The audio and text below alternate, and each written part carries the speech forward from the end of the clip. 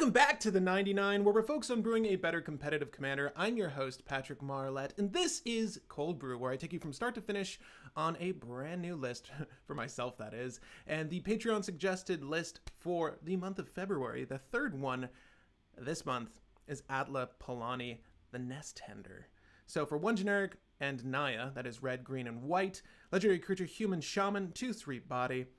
She has the ability to pay 2, tap, create a 0/1 green egg creature token with Defender. Likely one of the eggs she's nursing right there.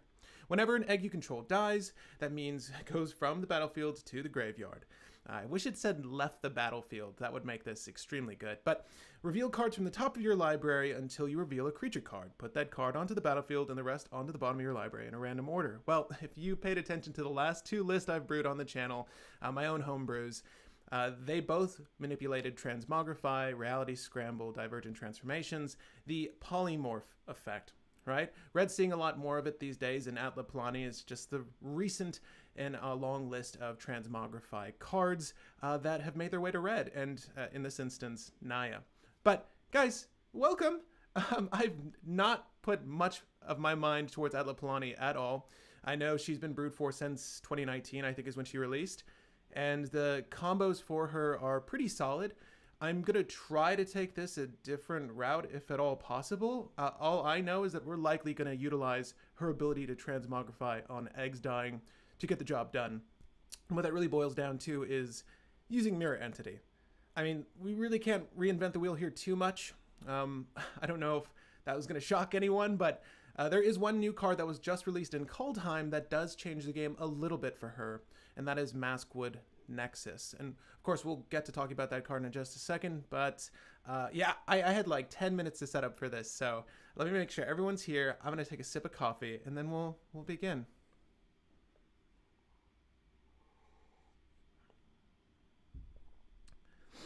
Obviously a transmog.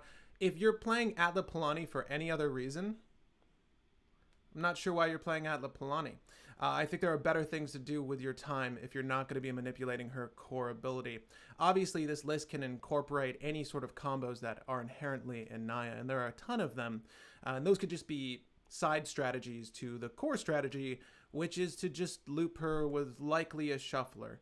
How we get there might vary, though. I had a Protean Hulk pile I want to attempt. That is fun for this list, and a safe way, arguably the safest way to accomplish the combo.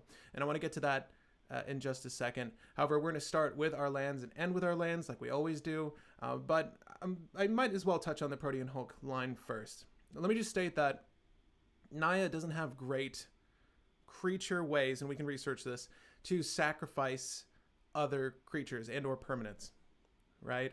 At least on the lower CMC end. Like when you think of Protean Hulk lines that incorporate black, you think of Carrion Feeder, Viscera Seer. Those are very obvious combo enablers because they allow you to sack the Protean Hulk and bring it back with a Karmic Guide, or, you know, pick your combo.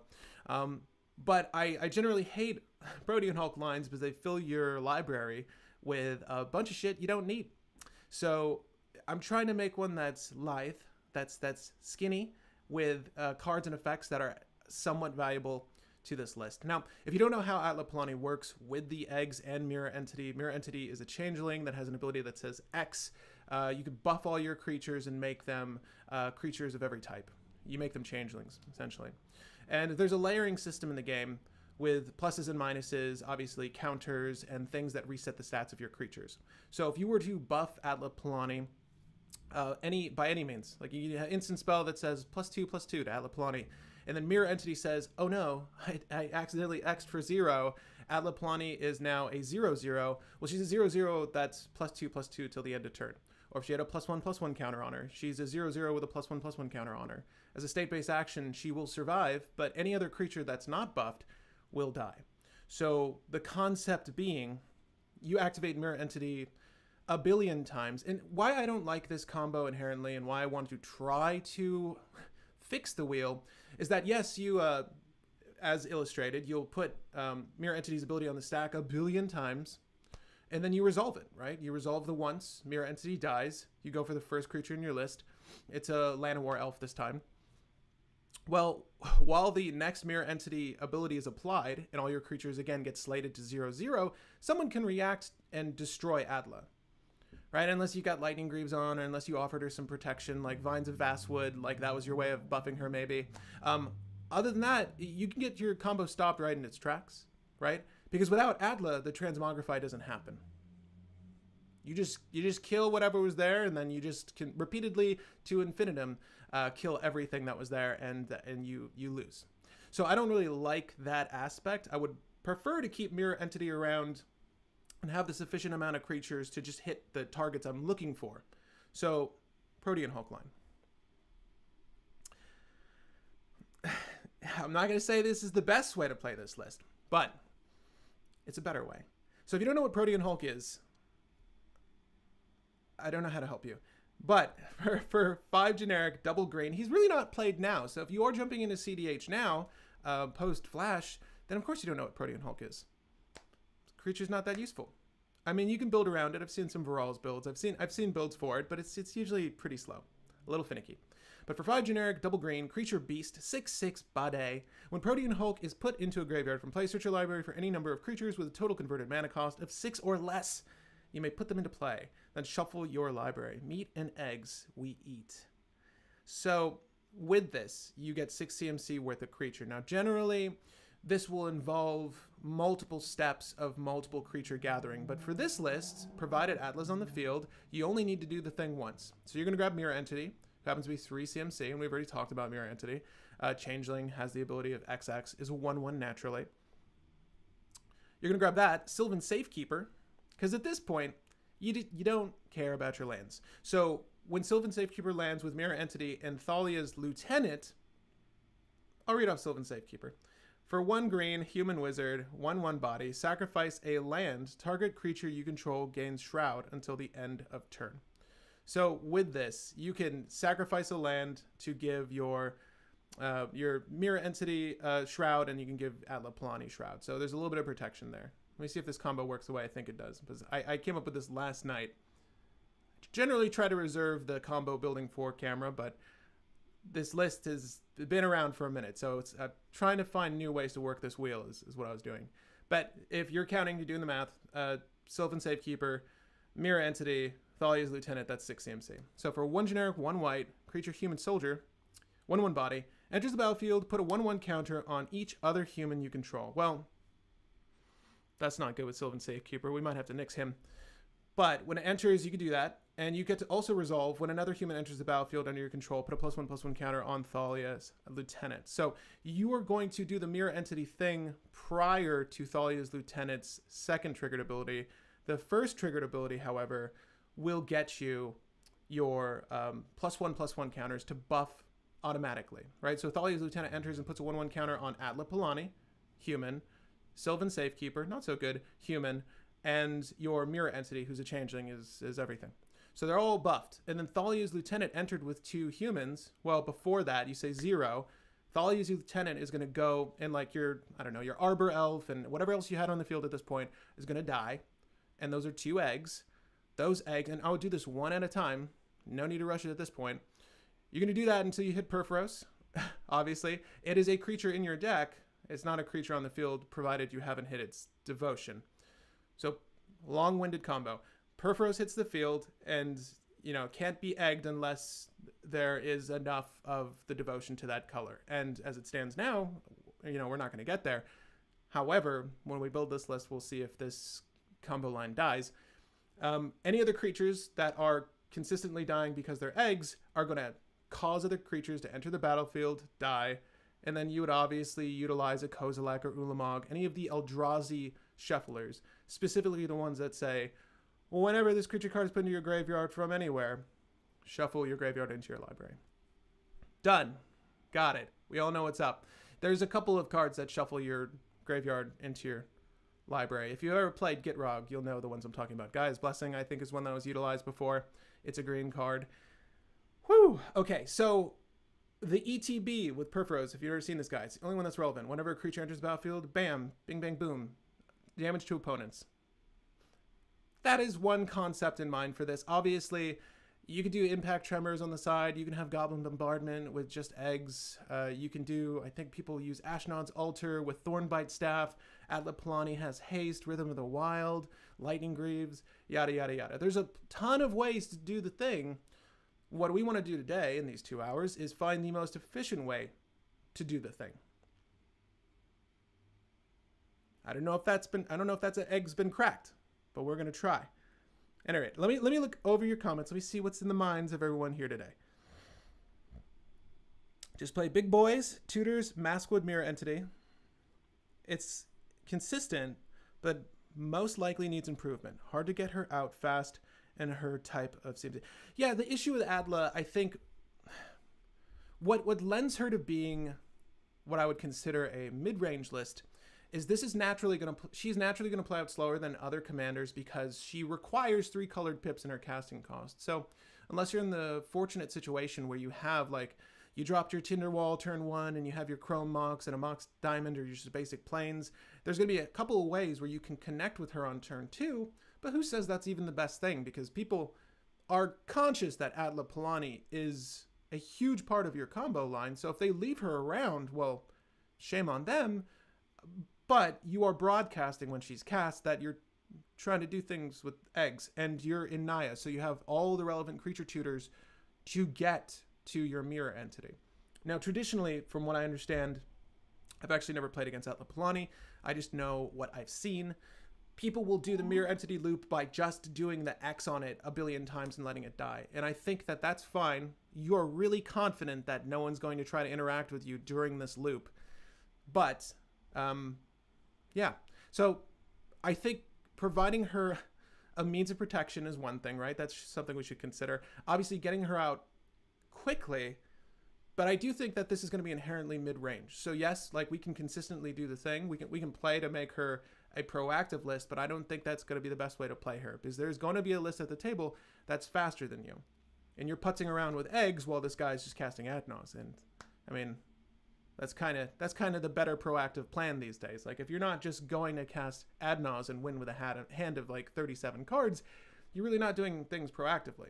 There are some commanders that obviously skirt around having to rely on Adnos heavily, but, you know, like Godo, clearly, you can just, with the right amount of mana, or a Treasonous Ogre, you can win on turn 1. Bergi, if you watch our recent Brew Wars, you can win on turn 1 with the right hands, and it happens all the time in cEDH. So, not to say that you can't build Atla that way. I'm not going to try to build Atla that way. Okay. Greed Protean Hulks have so much. My poor nerfed Hulk. Yeah, Hulk is kind of difficult to play with. And Naya, again, sacrificing the Hulk is going to be the major hurdle. Like, yes, we can use High Market. If you don't know what High Market is, it's a land that lets you sacrifice a creature and gain mana, or gain life off of its CMC or toughness or some bullshit. That is not great. But if that's what we have to do, because we have crop rotation, like, we can crop rot the land that sacrifices the creature. And again, you're broadcasting. Like, if you natural order your Protean Hulk, crop rotate the High Market first. Again, not to say we do that. And I've already assembled a basic land base. I'm not trying to do that. Thank you. Love the content. Keep up the great work. Caregiver. I don't know what that is. Hermit Druid Hulk build. I still use him in Abzan Hermit Druid Hulk build. I'm sure that's great. I'm sure there's things to do with Hulk still. And that's why I'm trying to do something with him today. He hasn't been in the spotlight for a minute, but that's not to say he's a bad card. Inherently, the effect is amazing. He's just not what the meta is leaning towards now. So far as, you know, proactive list. Before, you would just play him with Flash. And if you don't remember what Flash is, basically put a creature into the battlefield, and if you didn't pay its CMC, it would die. And then we all know what Protean Hulk does. So if someone just got away with Flash, you lost on the spot. You lost on the spot. And thank God that card was banned. Okay, moving on. Good talk. Let's talk about the lands. Now, I know that there are a ton of lands that buff your shit, right? And we can look over our lands briefly before we start this. And I just mean literally look at lands in Naya. There's a land that has Graft on it. There's a legendary land that buffs legendaries, if I'm not mistaken. And again, any of these modifiers are going to keep Atla alive. If we get down and dirty and just want to do the mirror entity thing and pop off, then yeah, then then those would be great. I was trying to push for this Protean Hulk thing first, but I'm not sure we go there, and we can obviously discuss the most efficient lines of play with Atla. And that's really all what we're trying to do today. Again, we can't reinvent the egg, can't reinvent the wheel here. This list is pretty much set in stone because of how our legendary reads. It's not up for interpretation. You want to do something with eggs. So again, the most efficient way to do that and the strategy that applies her best.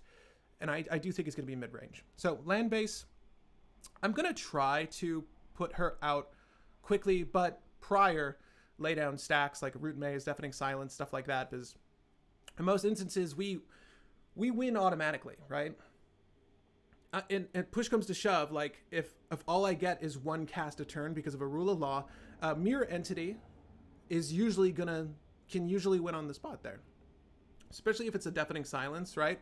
Because if you have Deafening Silence, you cast Mirror Entity, and it's 3 CMC, it's really easy to do. So if you Sylvan Tutor that to your hand, you feel pretty good about that. Or you use Flamekin Harbinger to tutor up an elemental to the top of your deck. It's your Mirror Entity, you're prepped for your turn, you've buffed your girl, she's maybe like Hexproof or Shroud, you cast it. If you got the Deafening Silence, you still have one form of interaction for your opponents, provided there is anything, and then you get to pop off, right? So you win on the cast, because everything else is just triggers and activations, and you can do that so long as you can do that. Ancient Tomb. So we want to put these things down quickly.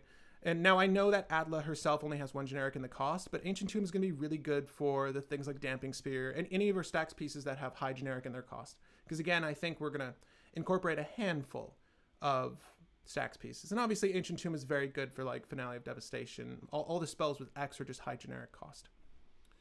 We have our fetch lands, obviously. Gaia's Cradle I'm iffy on. It's really expensive now, isn't it? My God.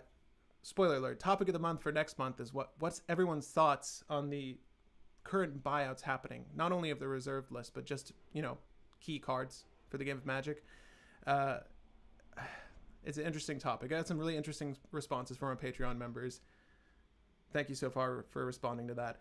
And by the way, before I continue this, if you haven't jumped on to the previous video, the February project, which is what we're doing right now, the last list I brew is going to be a viewer suggested, that is you guys, viewer suggested list. So if you haven't jumped onto that video that said February, then go there, add your comment. If there's a pair of legendaries you want to see, if it has the most, highest rapport amongst the audience, that's the one we'll brew last. So I don't know what that one is yet, but that will be our 4th week. Gaia's Cradle is difficult because I don't know how many creatures we're going to have. I mean, you can really trim this down to where it's just Mirror Entity and Perforos, I guess, right? If we do the infinite X and then Perforos enters the battlefield, and then we just have your Ulamog or your Shuffler coupled with Mirror Entity, bim bam boom, onto the battlefield, and then the rest of our list is just interaction removal stacks that are non-creature, then Gaia's Cradle's not good, right? So again, we'll see how the list is oriented, but Gaia's Cradle's usually good. Even if it's just Atla with an egg, that's 2 green, right? That's an Ancient Tomb. That's pretty damn good. Mana Confluence, I like to have, anytime I have a dual-colored list to multi of any variety, 3, 4, 5, I always add City of Brass and Mana Confluence. Those are rainbow lands you're always going to use. Generally speaking, though, 3 colors or dual colors, you can get away with your fetches and basic lands. You should know what your plays are. Pending your hand, you don't need very many more rainbow lands than that. You can maybe add Tarnished Citadel if it's important you hit a certain number of pips. Other than that, we've got all the duals to include our pain lands, or shock lands, excuse me. So, obviously, this is a plateau variant. That's it. Like, the lands are very easy. I guess you could add something like Yavimaya Hollow. If there's an important hate bear that's on the battlefield that you want to regenerate, right? Either yours or your opponent's, you can add Yavimaya Hollow. That's not a bad idea. And other than that, we should jump into this. Now, again, little to no thought in this. So I want to see where you guys would like to go with this. And this is the audience watching this live. So I'm going to look at my phone for a second. And obviously, we can discuss which route or avenue we take. And hopefully we can bang out like a handful of approaches and try from there.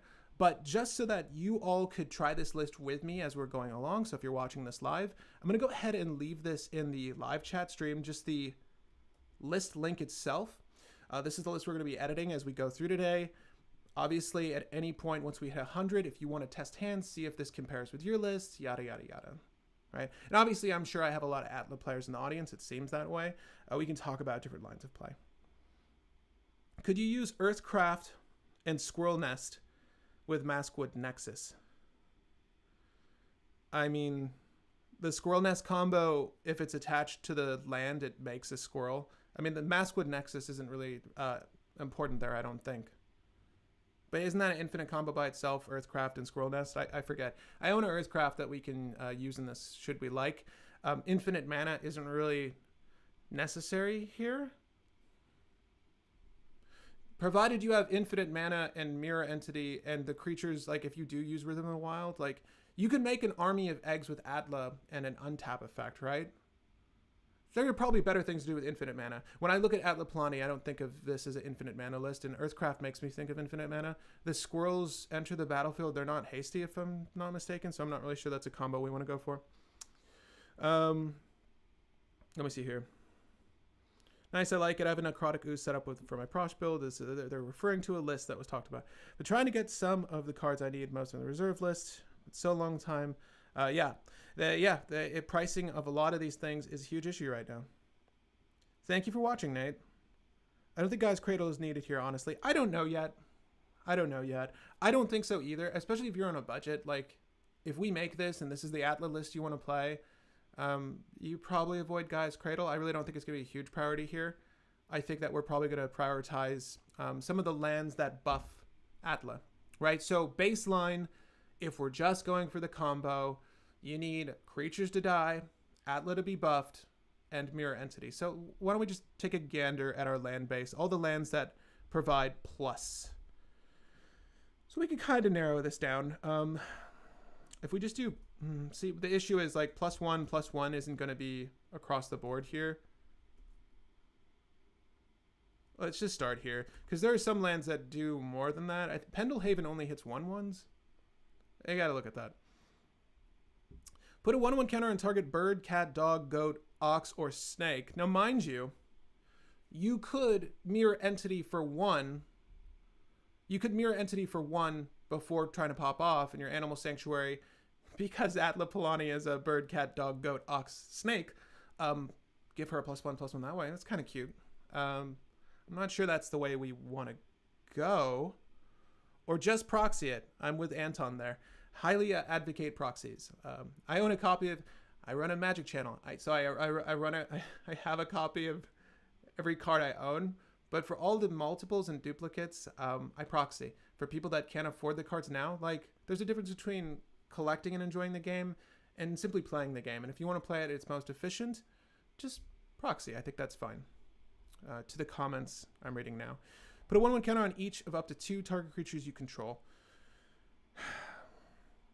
I don't like that this enters the battlefield tapped, so we're not going to look at that. Cave of Temptation. Way too much to do that. I know that there are key cards that do this, like that are in all the Atla lists, and you can shout them out in the comments section right now, but we'll get to them momentarily. I love it when they log me out in the midst of editing. Okay. And we'll shimmy our lands around. Target creature gets +1/+1 until the end of turn. This is not bad. Heart of Yavimaya. This is similar to like Lake of the Dead. There's a whole cycle of these lands that you had to sacrifice a forest when it came into play. This is not a trigger. It just happens, right? So, yeah, this does exactly what we're looking for. Do we have the right amount of forest to make this work? I don't know. Heart of Yavimaya. Do we play Ashaya in this list and add Ashaya combos? Probably not. Heart of Yavi's good. This is good. Okay, you gotta have 3 or more planes. Let me... Man, that's asking a lot, isn't it? But I like this because I can use a fetch land to get this. I'm never going to play for this, though, unless I was mono white. And even then, probably not going to play for it. Oh, Griffin Canyon. Because of the buyouts, this useless card is now $20, but untap target Griffin, if it's a creature, it gets +1/+1 until the end of turn. So yeah, obviously this could be good. Again, same thing with Mirror Entity. I think we're going to look for the vanilla, the just give the thing +1/+1. Choose target commander that enters the battlefield this turn. So if you were going to, if you were going to Atla Palani Mirror Entity, bam, bearing in mind that Forge of Heroes is tapping, so that's one less land your turn, you would need 4 for Atla, minimum, 3 for Mirror Entity, and then tap this, right? So 8 resources that provide mana, or just a fat Gaia's Cradle. You get the idea. Again, Gaia's Cradle's not that great for Atla because she has red and white in her cost. But you get the idea. That could work. I think that's a little too finicky for me. This one seems better than that so far. This is another one I think I'm pretty sure I've seen in a lot of Atla lists. Target legendary creature gets +1/+1. Obviously is a little bit more narrow, but it does what we want. Temple of the Grandfathers. Okina. We'll do that. And obviously we're going to need to shift our land base around, right? I try to keep my lands at 30 to begin with, and then I'll either go up or down based on my CMC, the curvature of my list. Enters the battlefield, target creature gets +1/+1, first strike until the end of turn. Not good enough. Put a 1/1 counter on each green creature that enters the battlefield this turn. It's another thing you can do with Atla, but not good enough. And Holler, if you can, yes, I use Okina. Township, Swarm Yard. Okay, hold up.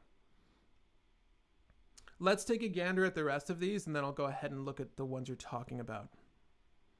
But I'm hearing Swarm Yard, Township. I think I might have passed Township. Am I wrong? Gavany Township? That's a little expensive for me. I mean, I would rather not with that. I would rather not with that. Put a 1/1 counter on target colorless creature. Nope. Enters the I don't want it to enter tapped.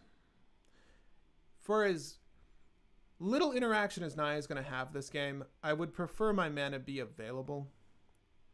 Target legendary creature becomes a god. In addition to its other types, put a 1/1 counter on it. That's kind of cool.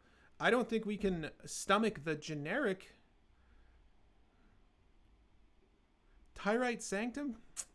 No.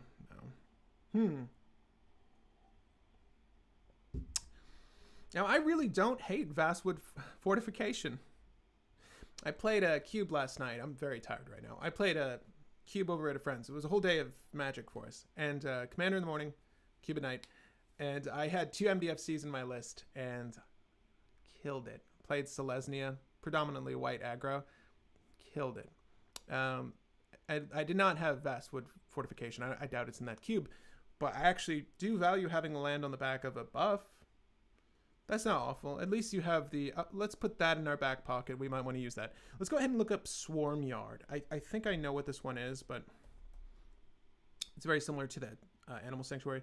Regenerate. This not necessary. I think that the better Regenerate would be Yavimaya Hollow. Are there any other lands? Llanowar Reborn enters tapped, but requires mana to use the effect. Okay, Llanowar Reborn. Yeah, Mox Diamond.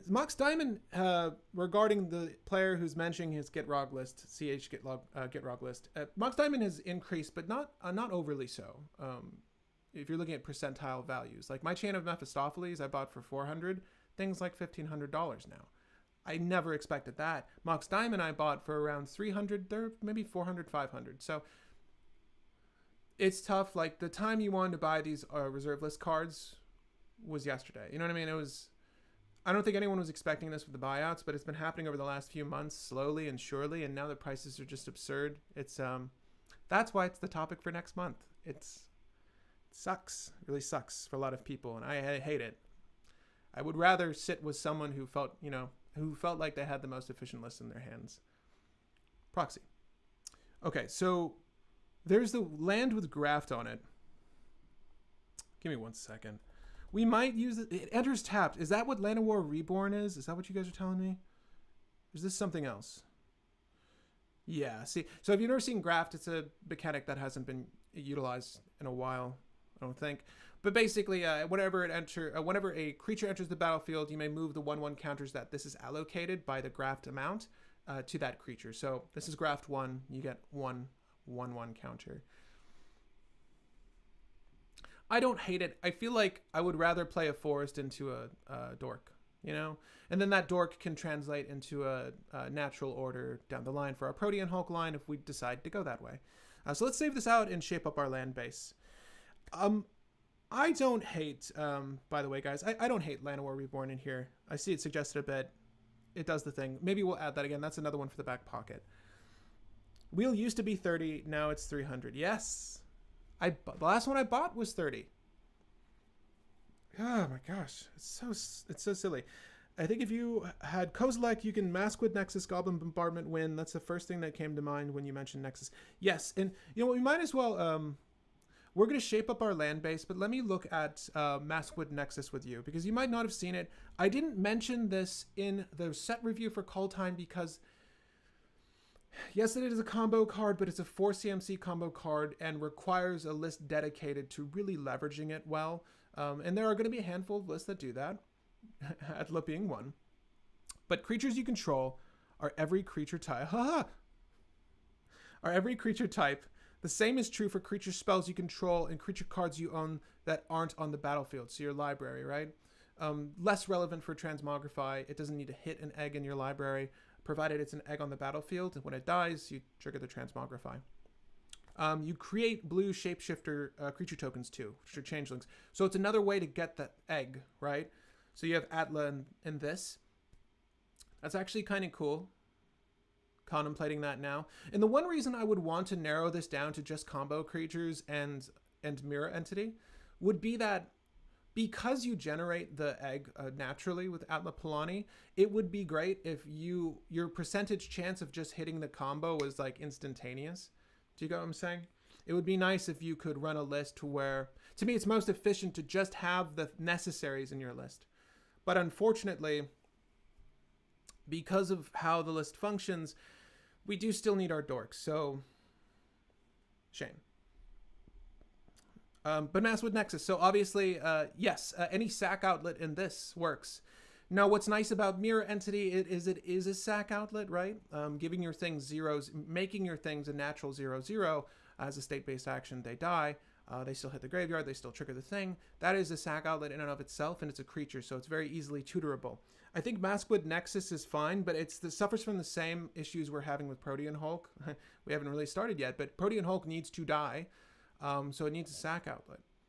So are the sack outlets really going to be valuable for us outside of combo? Likely not, right? So that's what I dislike about Maskwood Nexus, although I do think that if it were to belong in a list, it would be Atla Palani. So,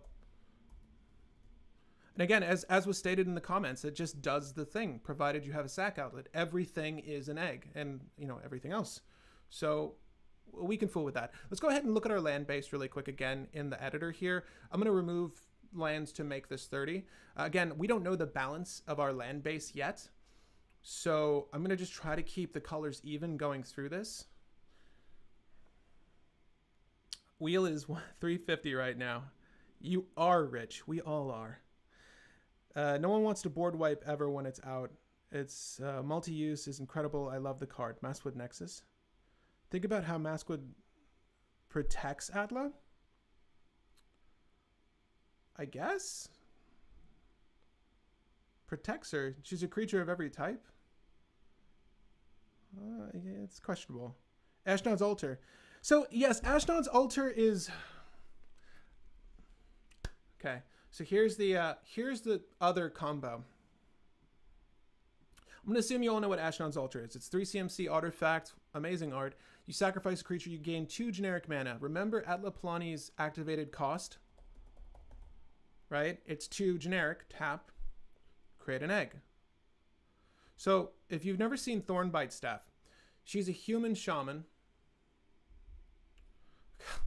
It like really zooms in. Tribal artifact, shaman equipment. 2 to cast, 4 to equip. That doesn't matter. When a shaman enters the battlefield, you may attach Thornbite Staff to it. Now, the more important part of this card is the fact that whenever a creature dies, untap this creature.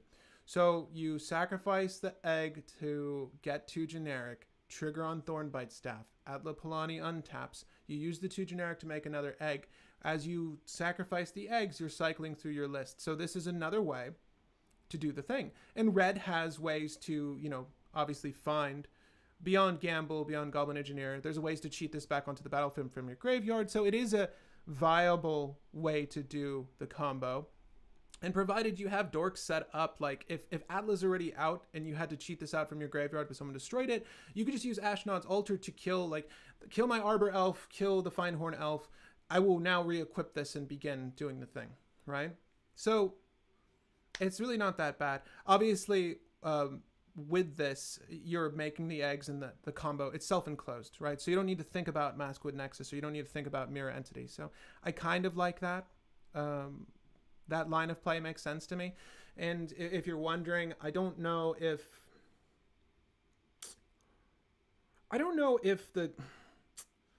the combos I want to go with, and obviously when the creatures pile up on the battlefield, you're looking to hit like the Perforos, right? So whenever you make the egg, Perforos triggers, yada, yada, yada. That's really the line of play you're going for. I'm going to try to narrow down the amount of win cons for the list, the actual outlets. I think 2 at most is probably enough. And in my mind, Perforos seems like the big one. Because for the most part, I'm pretty sure Perforos is largely just going to be an enchantment on the battlefield. So he won't die to the Mirror Entity loop, nor will he die in any other combo we discussed. So we just discussed Thornbite Staff and Maskwood Nexus. We obviously wouldn't want to kill Perforos because that's an outlet, right? So at that point, you just need a sack outlet that does anything.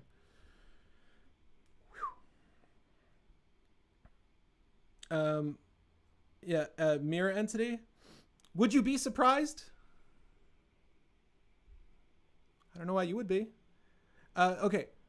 Turn Timber Symbiosis and Shatter Skull Smashing are in here. Why? They're bolt lands. We don't care about our life any other way. We're likely not to use Treasonous Ogre. So we're going to keep them. That's a red and a green source. We've just added Heart of Yavimaya. Now, because Heart of Yavimaya needs to sacrifice a forest, I'm going to keep the 2 forests we have. I'll go ahead and remove a plains, because Lord knows we're not going to need them that much. As a matter of fact, I'm just going to go ahead and reduce this down to 1 plains. I'm willing to bet that 1 plains is enough. Okay. Shows you the value. Shows you the value of plains.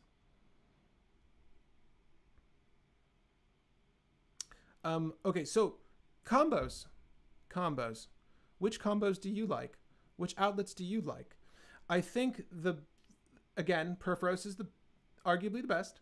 So what else are we going to add to this list to utilize? We can add Ashnod's Altar, we can add Thornbite Staff. What I don't like about this particular loop is that Ashnod's Altar is a big do-nothing when it drops. It's really just waiting to combo with Thornbite Staff. And Thornbite Staff is cute by itself. So we'll add this and we'll see if we actually stick with this. It's never something we can shoot for because we don't have tutors for these things, you know, other than Gamble, other than Goblin Engineer.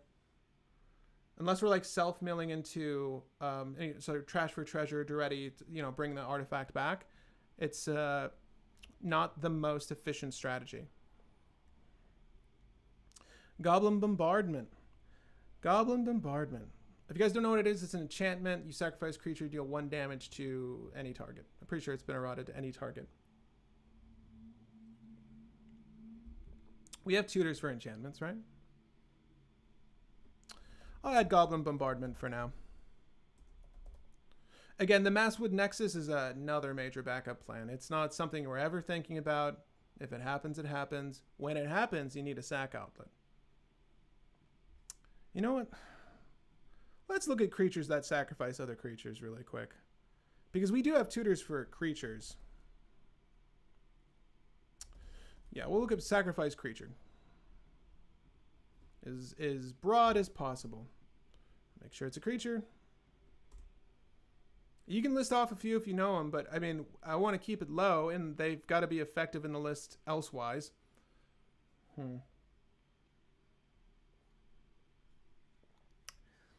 Because this is important. This is important.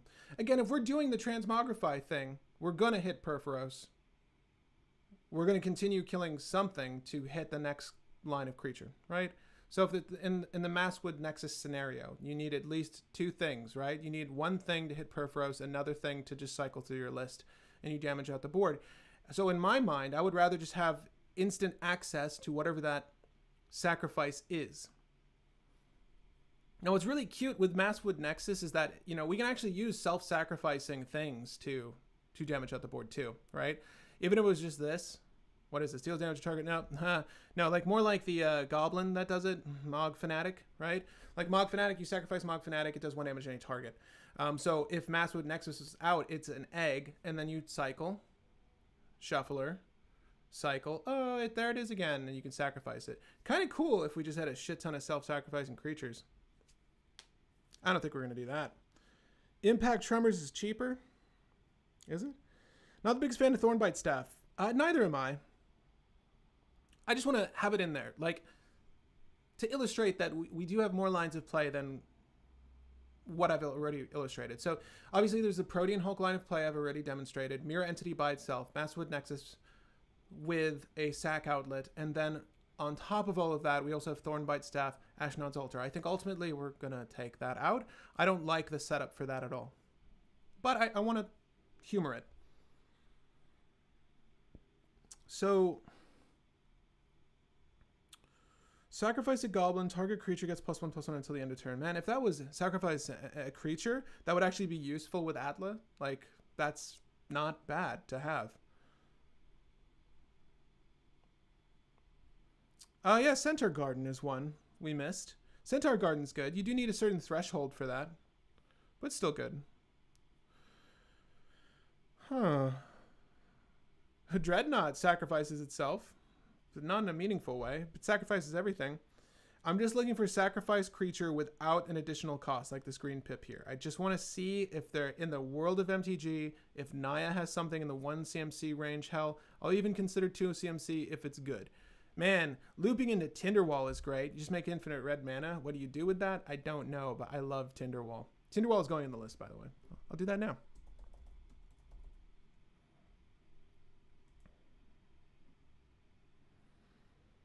Spawning Pit is good.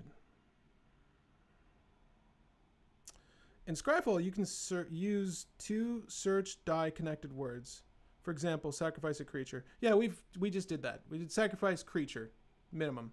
And obviously A is implied. Let me sacrifice another creature.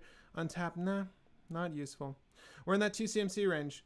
See, now, I think Goblin Bombardment is like the best sack outlet because it does the damage we need, and obviously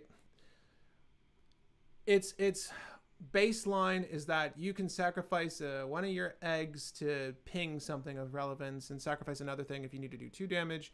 It stacks, and obviously it's used in the list as win con, so it's okay, but it just feels dead elsewise. Outside of combo, and you have to ask yourself, what do these cards do for you outside of combo? Goblin Bombardment is still okay. It's still not my favorite, but it's okay. I would really prefer if it was like immediately tutorable, because efficiency is key here. Consistency is key here. Like, we want to get to these other lines of play easily. And this is provided we have Maskwood Nexus out, is what we're looking at now, gang, if you're just tuning in. Provided we have Maskwood Nexus out, how do we sacrifice our, everything creatures to get the Atla triggers and win the game? And mind you, again, it doesn't need to do damage if Perforos is in the list, because provided you have 2 creatures, you'll get Perforos, and you'll get the creatures to cycle through your list. So it's not absolutely necessary. Safi's kind of cool. Safi's not necessary. She's kind of cool. When target creature is put into a graveyard from play this turn, return that card to play.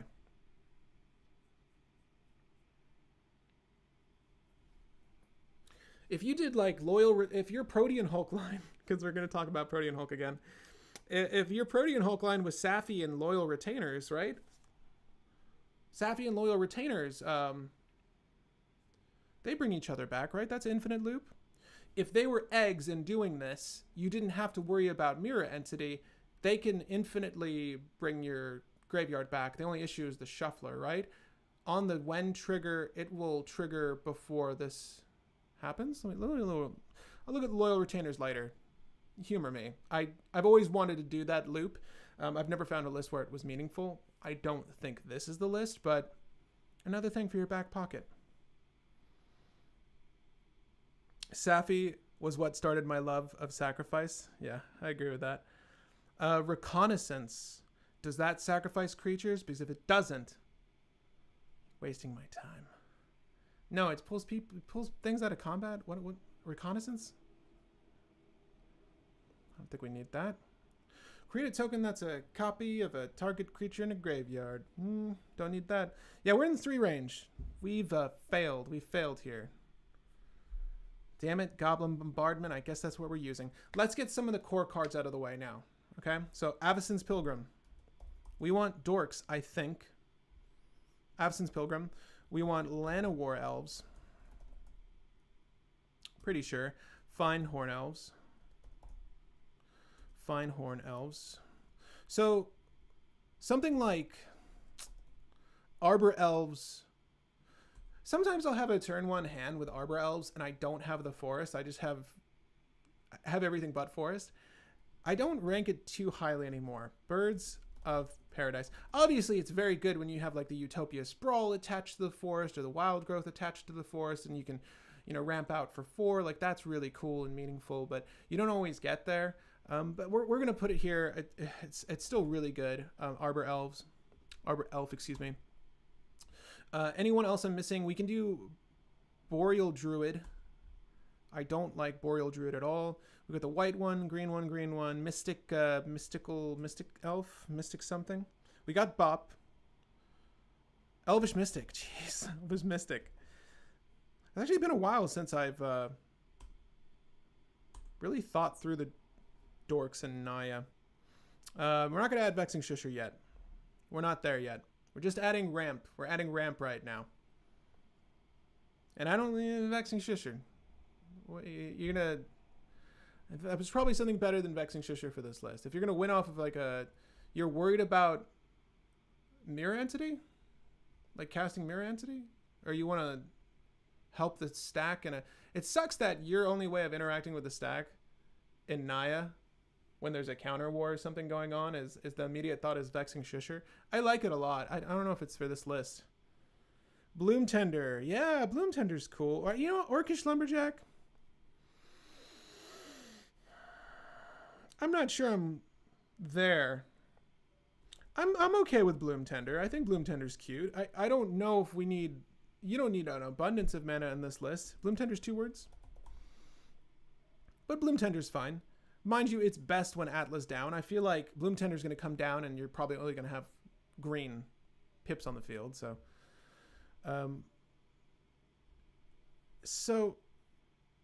hi, thank you for tuning in.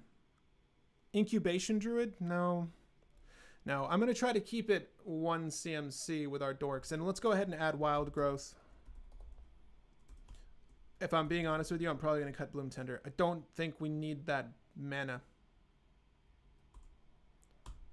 I'll put it in the sideboard for now. If we find that, oh my god, we need to crank out, you know, Naya, then yeah, we'll incorporate Bloom Tender, but I don't think we're ever going to get to that point.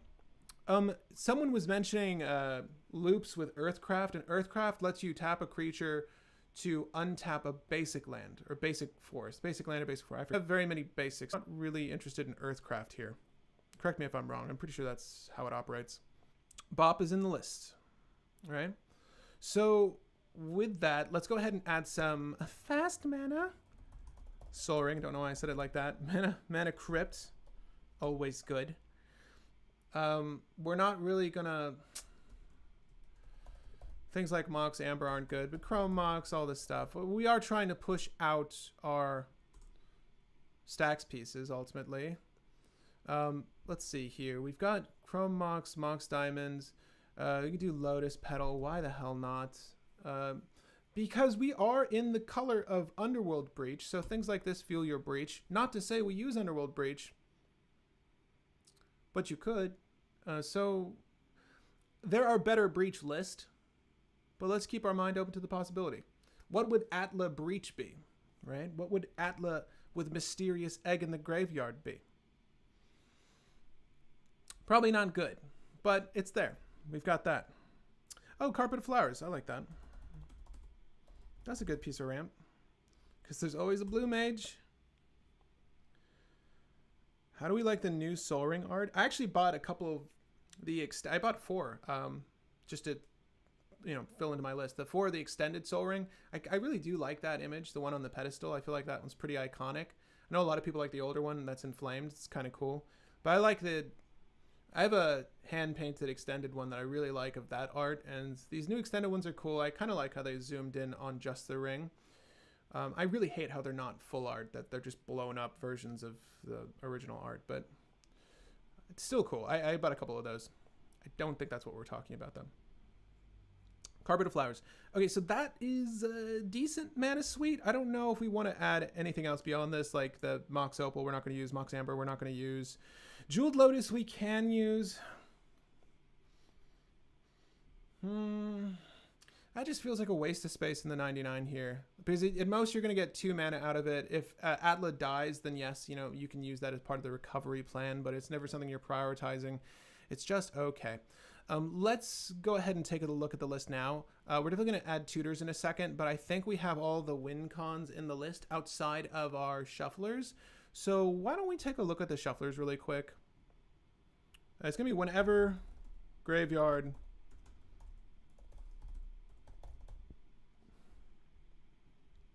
I have a pretty firm idea of what we're going to be using, but that's not to say that we can't diversify these options here.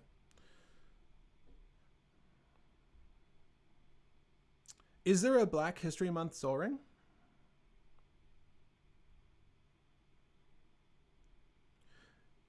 I'll have to look that up. I didn't know that. Well, that's not what I was looking for. When graveyard. Because maybe we find a graveyard shuffler that we like using. Who knows? And I feel like we're going to use Goblin Engineer no matter what. So I'm going to recap the combo lines in a second for us. But give me 1 second to look at these to highlight. Obviously, the Titans are going to be at the end here, but there are a couple other ones. What's key to note here is that you want to be able to shuffle your library into your graveyard, so things like Hostility don't work. It's been a while since I've looked at the shufflers, so I just want to see if there's anything else available to us. Because ultimately, I'm probably going to want to add at least 2 shufflers as backup, right? Maybe we can get away with 1.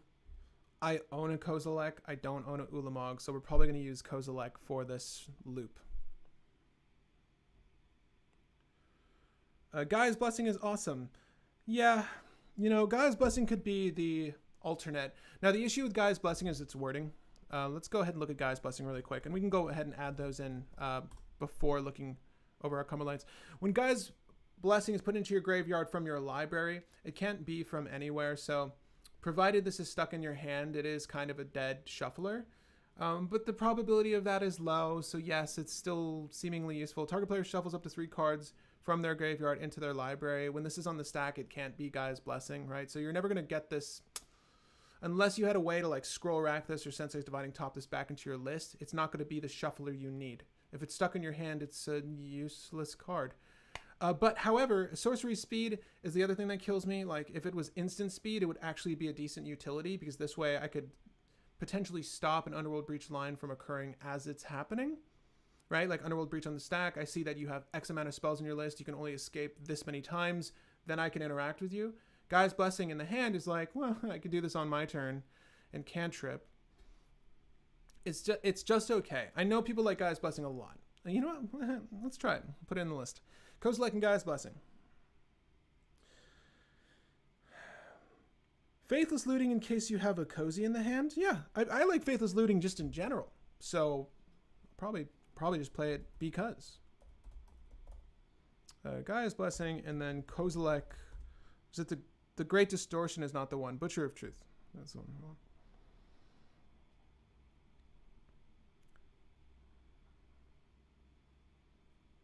Oh, yeah. Yeah. That's funny. We don't even want Gaia's Blessing. Well,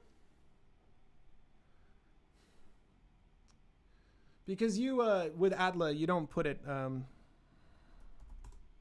it needs to be a creature. Folks are right. And the rest of the bottom of your library in a random order. Guys, blessing. Told you it's shit. Thanks, guys. Ulamog, what is the name? Is it Infinite Gyre? Infinite Gyro? I think it is. It's Infinite Gyro, isn't it? It is. Then the Eldrazi is best. It is. It is indeed.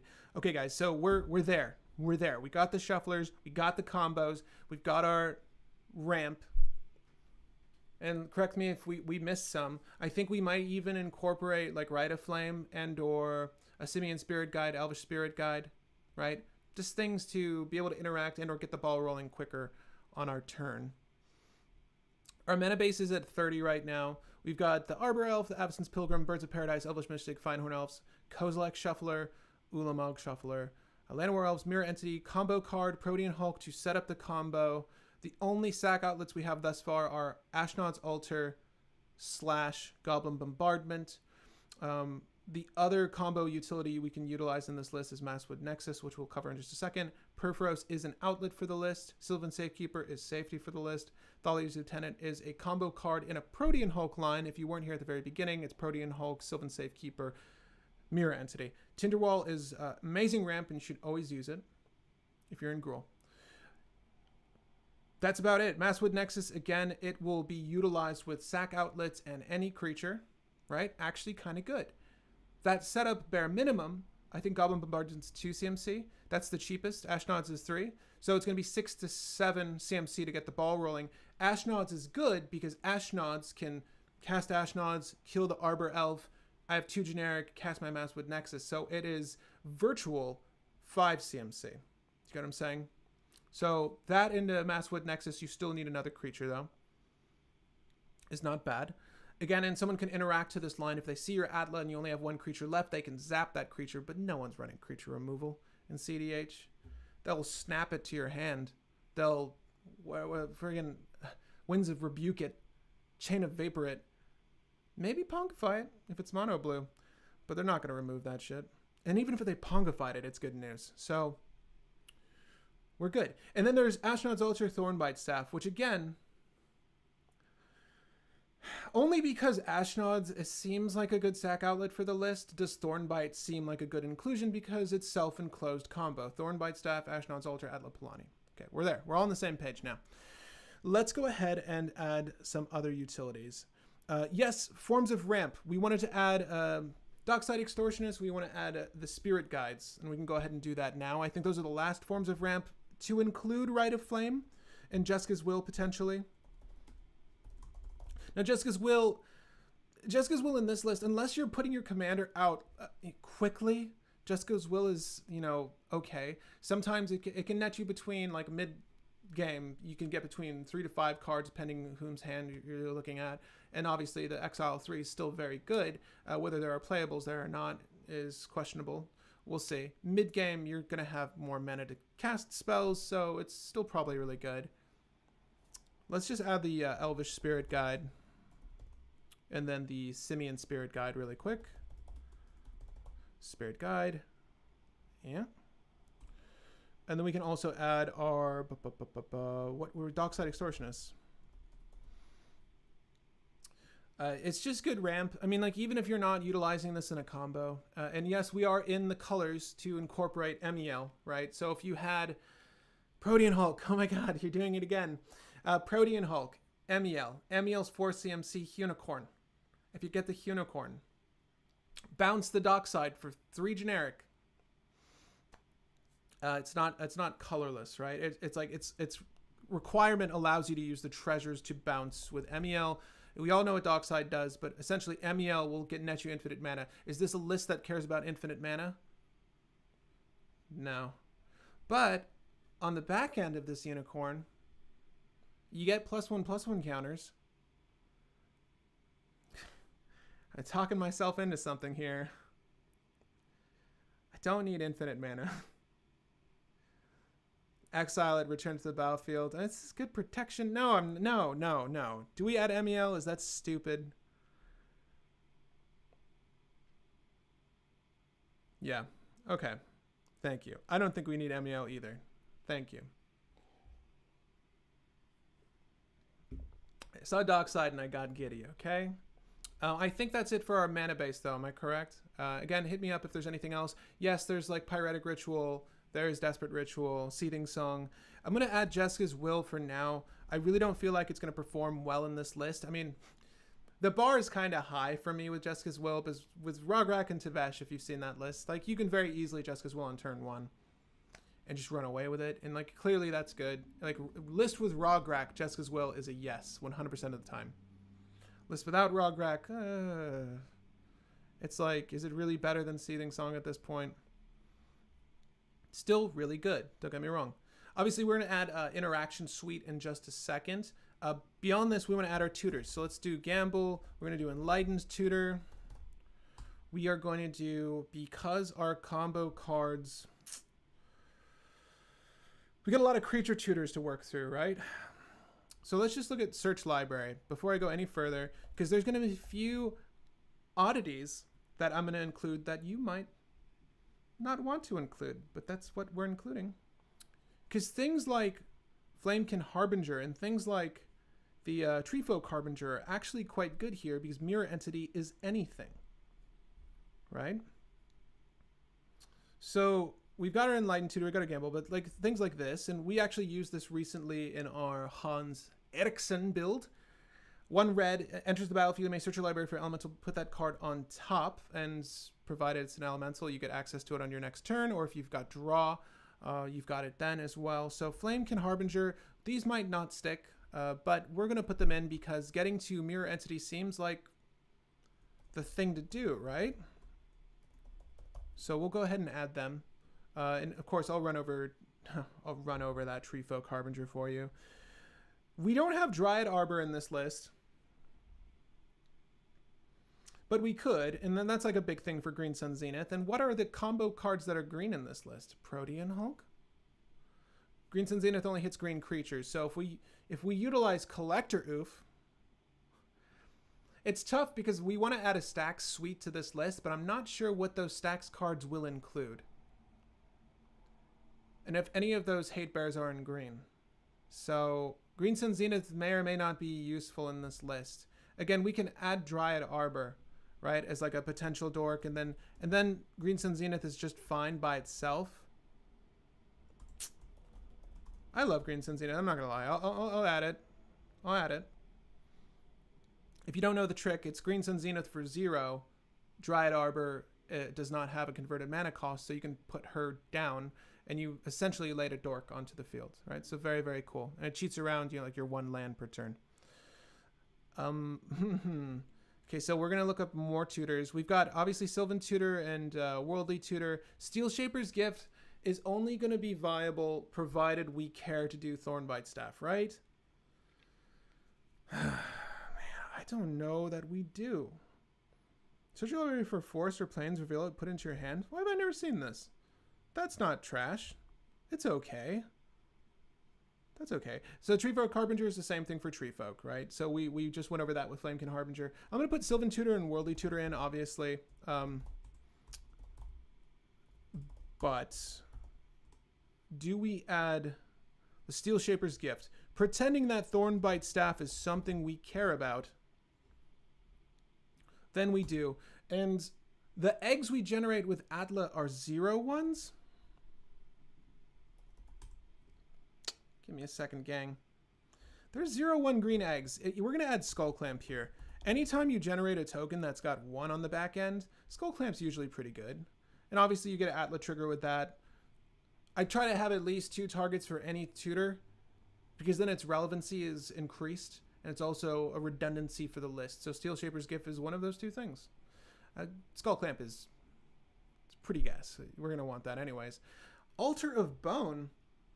Now, Altar of Bone is generally not a card I care for, but I want to incorporate any additional sack a creature card. So Infernal Plunge, right? Because again, we are trying to kill Protean Hulk, right? To get that combo line working. It's still something I want to do.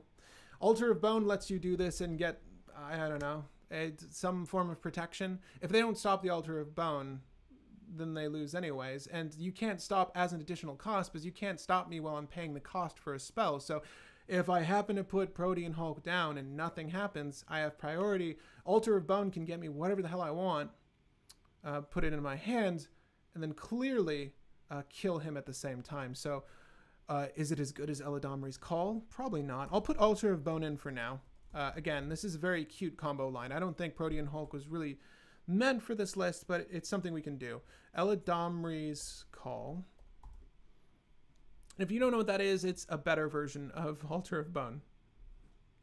And we'll pass it in a second here. Dude, Phyrexian Altar. Is colored mana relevant? Yes. Is it important we generate colored mana in this list? Maybe.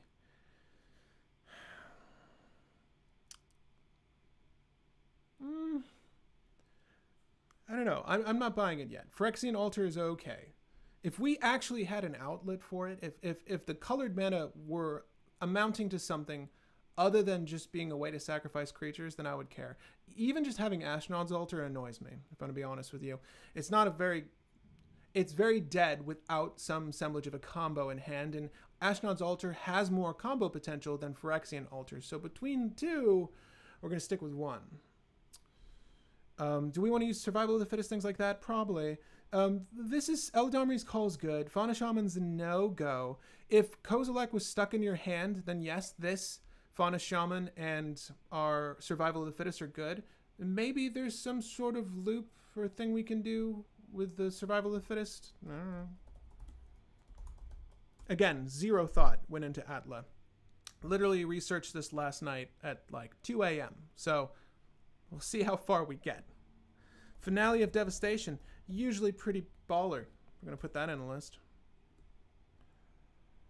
Let's see. Congregation at Dawn. We'll look at it. Yeah, no, Treefolk Harbinger's here, in case you're wondering. We already added that. And yes, it gets you your land drop for the next turn, provided you need that. It also just gets Treefolk. Beyond Mirror Entity, I think that's the only Treefolk in the lists. But that's that's the one. That's the one you want, right? That's a pretty good one. Goblin Recruiter, I think that between our 1 CMCers, that's enough. Holy shit, Green Sun Zenith hits your Treefolk Harbinger, gets your Mirror Entity. Let's put Draw on the list somehow. We're going to look up Draw utilities in a second. But yeah, that's great. Green Sun Zenith's great. Totally forgot Treefolk Harbinger. That's good. We want that. Because Mirror Entity is white. He's a changeling. He's not every color type, though. So let's see here. I'm thinking Goblin Engineer. And I know that a lot of people are probably going to want to incorporate Rhythm of the Wild, right? And why Rhythm of the Wild is unique here, and before we continue this look, is that how you spell Rhythm of the... It has an ability on it that's extremely relevant to this list. So for one generic, 1 red and 1 green enchantment, creature spells you control can't be countered. Super good for the list, right? But non-token creatures you control have Riot, and Riot is gas because it either gives you a +1/+1 counter when it ETBs, or it gives them haste. You know what? Yeah, I like it. Yeah, we'll use it. Right? Because obviously the +1/+1 counter is going to be relevant for when you cast Atla. No one can counter her. And if you get Goblin Engineer, bam, bing, bang, boom, Thornbite Staff, it's only 2 CMC. So you would sequence this as such. Goblin Engineer, ETBs, haste enabled, trigger on the stack. Someone could interact and kill Engineer. That's okay. You still bin the Thornbite Staff, provided you aren't interacted with. But if you are interacted with, bin something else, or you can fail to find because you're looking for a particular thing. But obviously you can put Thornbite Staff into play, cast a shaman, Atla Palani, and then get the ball rolling on a thing, provided you have Ashnod's Altar. Both Ashnod's Altar, Thornbite Staff are 3 CMC or under. Goblin Engineer is good. If we go that route, if we don't go that route, Goblin Engineer is not good. Remember that. We'll cut it, provided we don't do the Thornbite thing. I mean, when push comes to shove, if Goblin Bombardment's the only sack outlet we have for Maskwood Nexus, I'm okay with that. Now I was thinking to myself, like, would it be cute to do Magda for the Sac 5 treasures? Like, you could do a Protean Protean Hulk line. You can do a Protean Hulk line with Magda, Dockside, and I don't care. Provided you make at least 5 treasures, you go bing, bam, boom. I'm going to get Maskwood Nexus. And then you can begin the line of play if you have a Sac outlet. So maybe we do need to look at those 2 CMC Sac engines, right? Because if you had a 2 CMC creature that said sacrifice a permanent or sacrifice a creature, you do that thing, whatever the hell that is, name it in the comments section, that with Magda, with Dockside, and you have a win, right? So that's another cute combo. Magda by herself, probably useless in this list. Not going to want to incorporate her. Let's see. Oh, you know what? I like Sterling Grove a lot. I know a lot of people don't, but to me, this is like a slow tutor in the same sense that Witchclaw Talisman is. And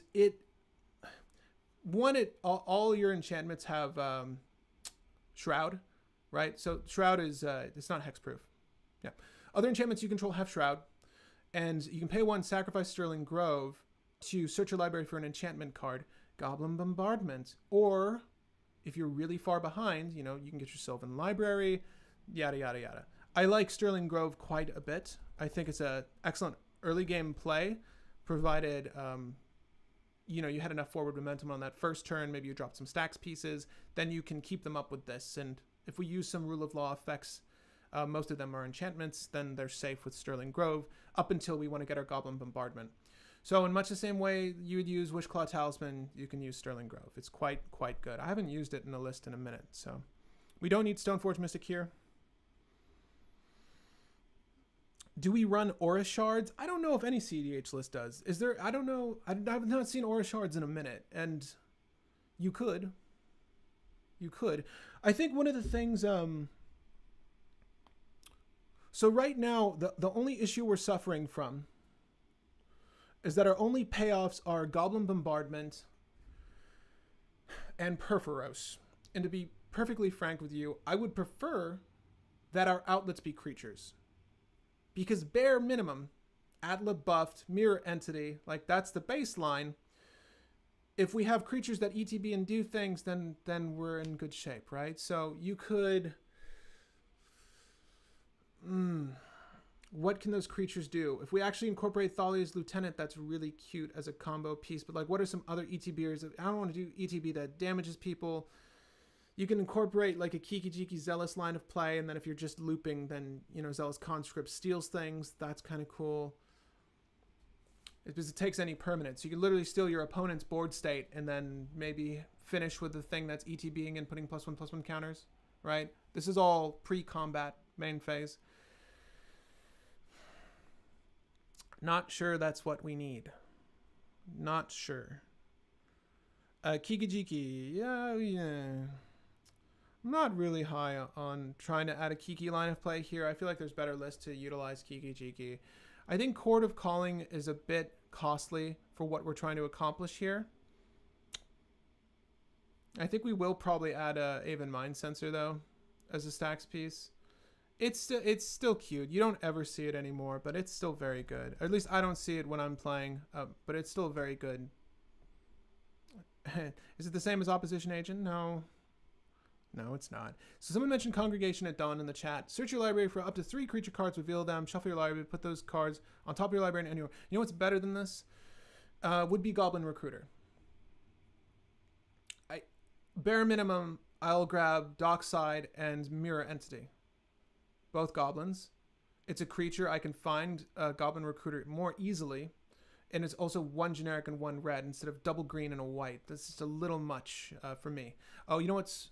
Also, we're going to add a Natural Order. Again, Natural Order can and probably will be cut, as well as our Protean Hulk, provided we're not able to make that line of play work. And again, I'm not looking at that many sack outlets right now. Like, I'm not very hopeful that that's going to happen.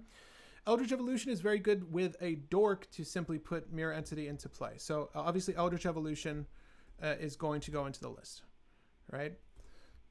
I liked how dynamically Mirror Entity is very easy to find. I think at 3 CMC, Elvish Harbinger, though, is not one of the better Harbingers for us. Summoner's Pack only finds a green creature. What is the most important green creature you can find? Once we take a look at the list and you can answer that question, then you can ask yourself, is Summoner's Pack worth it? If it's like, depends on how we're winning, right? If it's like Allosaurus Shepherd is usually the big thing for me when it comes to Summoner's Pack, because you lay that down, and then in most mono green lists you win, or some multi or dual colored list, you can win by just making your shit uncounterable, and that's kind of a big deal. But Summoner's Pack is kind of fallen by the wayside for me. There's usually not that many great targets. What do I want to do that's green? I have to look at the list again. I'm not certain that's something I need. I think that we might be there with the amount of creature tutors we're going to want to incorporate. To me, it's really just a matter, and this list is looking like it's playing quickly. Probably not. But we do have a lot of ways to ramp out into Atla, and then a lot of cheap ways to put the creature we need on top. So in just a moment, I want to go ahead and add some like draw utilities, like Sylvan Library is obviously one we want to add. I don't think Tome of Legends or anything like that's going to be useful. Red has rummage effects, but I want to look for some things that have permanence that we can utilize to draw. And we're at that 4 CMC mark. At this point, there's really nothing here outside of natural order we want. Defense of the Heart's too cute and too slow, and that gives your opponents time to react to it. None of these things are good, other than this one.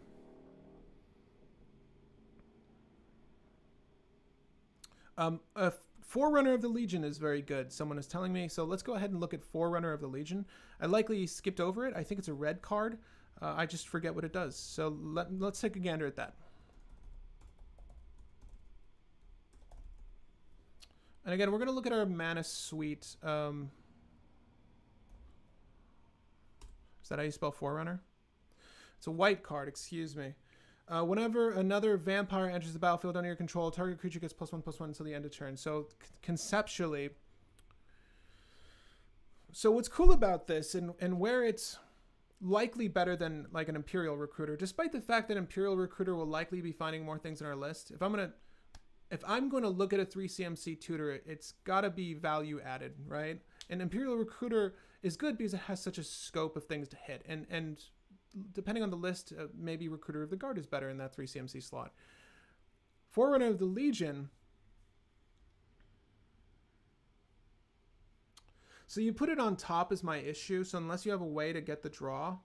But what's cool is that you can like Eldritch Evolution your 1 CMC creature to get Forerunner of the Legion, to go ahead and put Mirror Entity on top of your library. If you have the draw, this is quite a mana intensive setup. You can cast Mirror Entity, give Atla Palani the +1/+1, and you're off to the races, right? That's, I think, conceptually what we're trying to do here. We don't have draw consistently, so why don't we get there, and then we'll consider that. Yeah, so let's just look at the deck really quick, and then name those draw engines in Naya. Name the draw engines in Naya. Someone mentioned Smothering Tithe earlier. I did not miss that. I think Smothering Tithe is okay. Academy Rector is okay. Again, we don't really have a consistent amount of ways, excuse me, to kill things in this list. Fighting a sneeze. I will prevail. Okay. Name those draw engines. Skullclamp is in there. Skullclamp is in there. Sylvan Library is in there. It's sad to say that that's Naya's draw. Is that Naya's draw? Damn. Elemental Bond. I guess there's some things like whenever a creature enters the battlefield, draw a card. We're going to research a little bit of draw, and then we're going to go into stacks. So the things that we can utilize stacks-wise are Rule of Law effects and taxes. We're not storming, right? So let's go ahead and take a look at the live edit here, see how many cards we have to work with, because we still need to add our interaction, right? We still need to add a lot of interaction here. So we're going to need to condense what our win lines are, what our combos are. Orin Frostfang is draw. I do like Orin Frostfang. We need to look at the influx of creatures we have. Man, I could tell you, I really want to cut Thornbite Staff now, but I want to try it at least. Masswood Next is just, I hate the fact that it's 4 CMC. If it was 3, then Goblin Engineer is so much better with it, obviously. We have our Titans in here. I'm running 2 Titans just in the off chance that someone very macabres my shit or like exiles the Titan before the shuffle. I think having 2 shuffles, the redundancy here is so important, so we're going to keep them there. I just want to take a gander at our cards here, see what we need, see what we don't need. I think Justice Will can get kicked for now. I honestly don't like Altar of Bone. It's really just there for the Protean Hulk line. I think Protean Hulk can get kicked though. I think Altar of Bone can get kicked.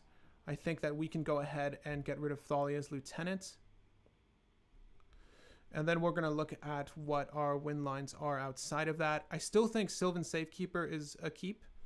I still think that this is okay for this list because it's just important that we are able to keep the thing on the field, right?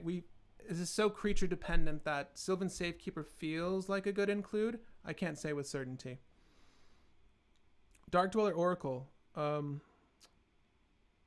Mirror Entity is a vampire, yes. Oh, yes. If we're wondering if the line of play that I just illustrated, or at least someone was encouraging we went for with the Forerunner of the Legion, Mirror Entity, because it's a changeling, is every single creature type. So yes, in fact, it would be a vampire entering the battlefield, right? And it's every creature at it's every creature type at every time. It's essentially what Maskwood Nexus is, right? That its typing is Maskwood Nexus. Let's keep looking at the sorcery speeds though. We've just established that Green Sun Zenith is very good. Infernal Plunge is really good ramp and sacrifice. I'm actually really high on this card right now. It could just be my bias. I seem to like it quite a bit. I don't think it's great for this list outside of a way to sacrifice our Protean Hulk, which we just cut. Despite me beginning this video with me wanting to play Protean Hulk, it's too finicky. I think Natural Order at best is going to hit not a damn thing. So we're going to get rid of Natural Order. We're making room for our draw utilities, which I have up in the other page here. We're making room for our draw utilities, and we're also making way for our interaction suite, which is going to consist of a lot of redirects and Red Elemental Blast, Pyroblast, and also some destruction. I think artifact and enchantment destruction we're going to want to incorporate is maybe Meltdown. It's like some mass removal, because we're not really relying on our artifacts as much as our opponents will be. So mass removal or multiple removal of artifacts. Enchantments aren't as huge a threat, and the enchantments that win the game do so on the spot. So enchantment removal I'm not so high on. I'll probably add Natural State at most. Gamble's in the list.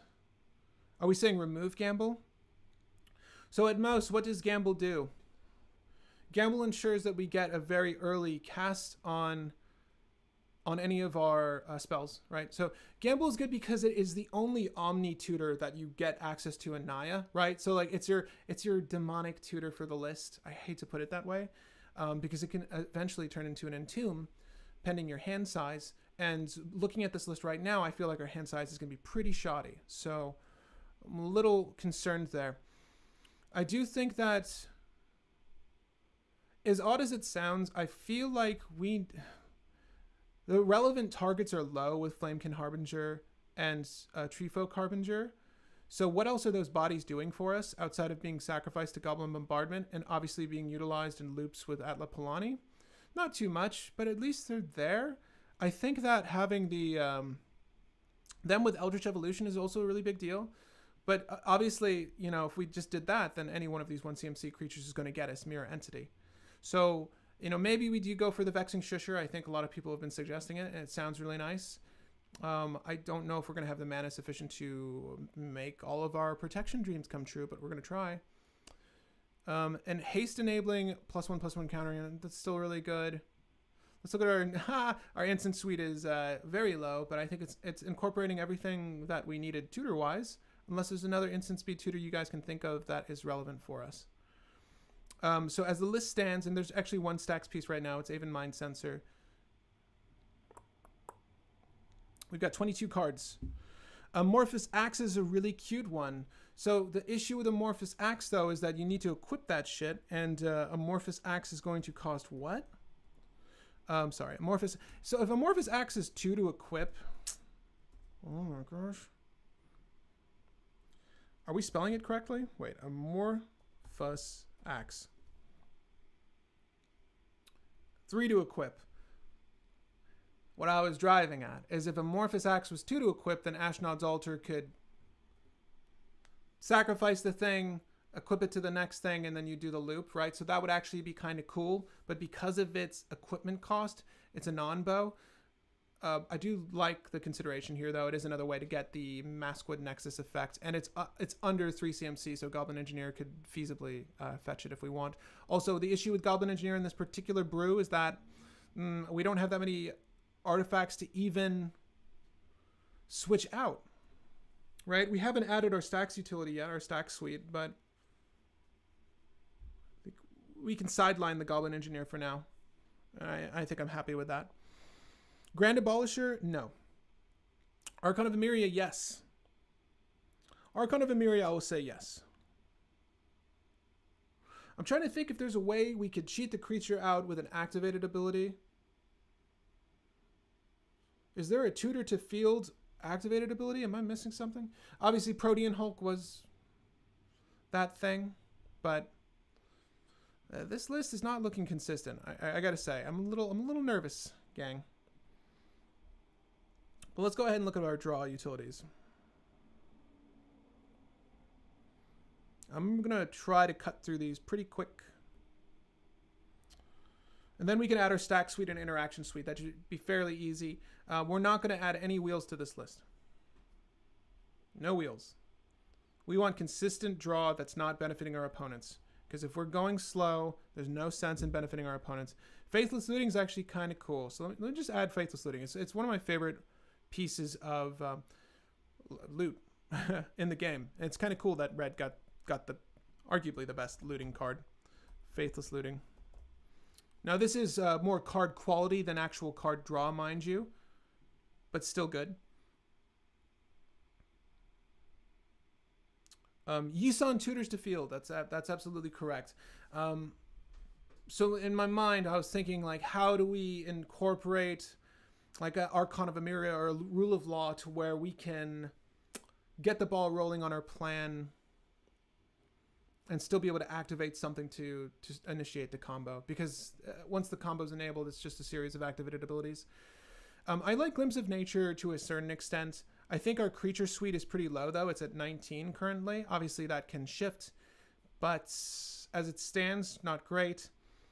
Keen Sense is really cute and lists that can actually incorporate it.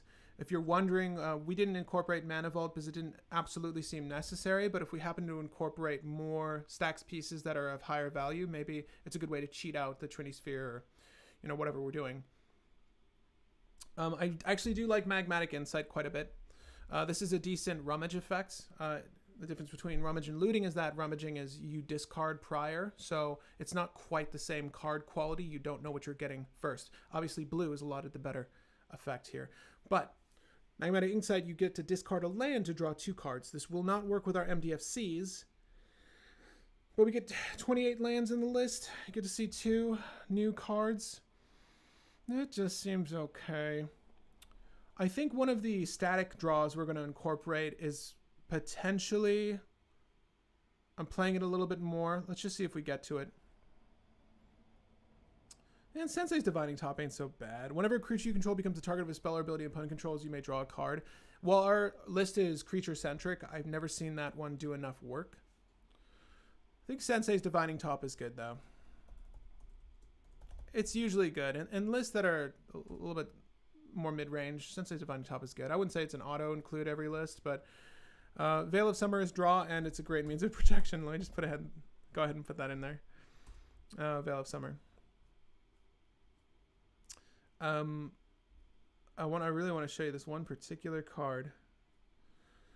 Benefactor's Drought is a cute way to draw.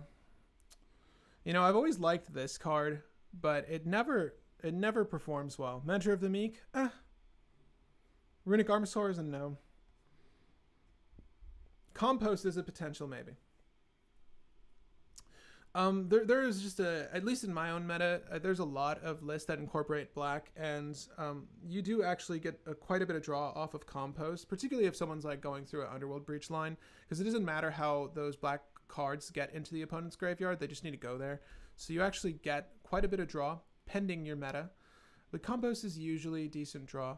I think someone mentioned Orin Frostfang, which almost makes me want to incorporate again Natural Order, because Orin Frostfang is a really solid creature to get draw, provided you have more creatures, like an influx of creatures to attack.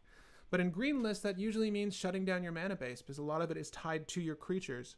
So it's a tricky inclusion. This is not really an aggro green or Naya list for that matter, so not that good. Bequeathal. Are you bullshitting me? Bequeathal.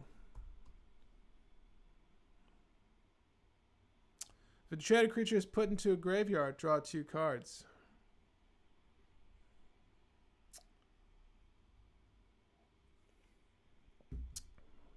Not going to add that. Not right now. Permanence. Draw with permanence. I think Bequeathal is decent for that one shot, but I would rather add a Rummage Effect. Now, Atla Palani does make tokens. Right? Idol of Oblivion, yeah. It's cute. It's likely not going to stay. But add it for now. Okame Adversary. You know what's funny? The last 3 times I've fought against an Okame Adversary, they had to hard cast it for 4 because there was never another green list. Green's kind of fallen out of prominence. It's a little sad. But yeah, Okame Adversary is good, even if it's at 4. Metamorphose is a really cute way to get... this is usually a storm card. It's good color fixing, though. We are in 3 colors, and it cantrips. That's kind of cute. I don't know if it's absolutely necessary, but yeah. Yeah, for that Okame player, it was a... What do they call that shit? Medium green? Or like Evolution... I don't know the names. I don't care. It uses Eldritch Evolution to do things. As well as the one that blue gets, Neoform. Yeah, it was that list. There's like, okay, I'm not even sure if Okame is like great for that list anyways, because your Thrasios does all the work anyways. But yeah. Yeah, again, I want draw with permanence. So in my mind, something like Keen Sense is a little bit better, because maybe you get in there. We don't need the Looter Scooter. We've got Sylvan Library already in the list. Tome of Legends, this is a favorite of mine, but we're not trying to attack with Atla. At most, I'd rather make eggs. I really hate to say it, but I think we're going to add Rummage cards. This doesn't feel like a good list to add Rummage effects into. Draw is so relevant to this particular game, though, to Commander, that I would really prefer we had just a few more decent draw engines. I really like Generous Patron. This is kind of cute, actually. I use this in Marath. It's quite good there. But put a 1/1 counter on each of up to 2 other target creatures. If you put one on an opponent creature, any counter rather, on an opponent creature, you get to draw a card. So that's actually kind of good. Fecundity. Fecundity. Is that when the creature dies? When a creature dies, the creature controller may draw a card. Again, we're not... Look, if we're already doing the Goblin Bombardment loop and we're winning is what I'm trying to say. Like, if we've established that, we don't need to draw our deck. We need to cycle it. So not quite as relevant. And again, we only have right now 1 way to sacrifice creatures. So to manually get the draw, we only have 1 way of doing that. Not that good. Not good. Sad to say it, but man... The amount of draw we're getting here is a little underwhelming. It's funny because, you know, white, red, and green really do lack it. Solid, permanent draw effects. You usually have to rely on your commanders to get you there on a lot of these upper crust lists. But I think that's where we're going to stop here. We can start adding our interaction in a second, but that is a shame. Okay. Mentor of the Meek. Yes, Tom Nielsen. These are 2-hour streams. Tell me about it. We're going to try to finish this up at 4, though. So let's see if we can get there. Guardian Project? What? Man, if I tap out for 4 mana, whenever a non-token creature enters the battlefield... the frequency of this is low. All right, let's just add our interaction suite and see where we're at. Obviously some stacks pieces as well. So off the top of your head, what does our list do that the other lists aren't?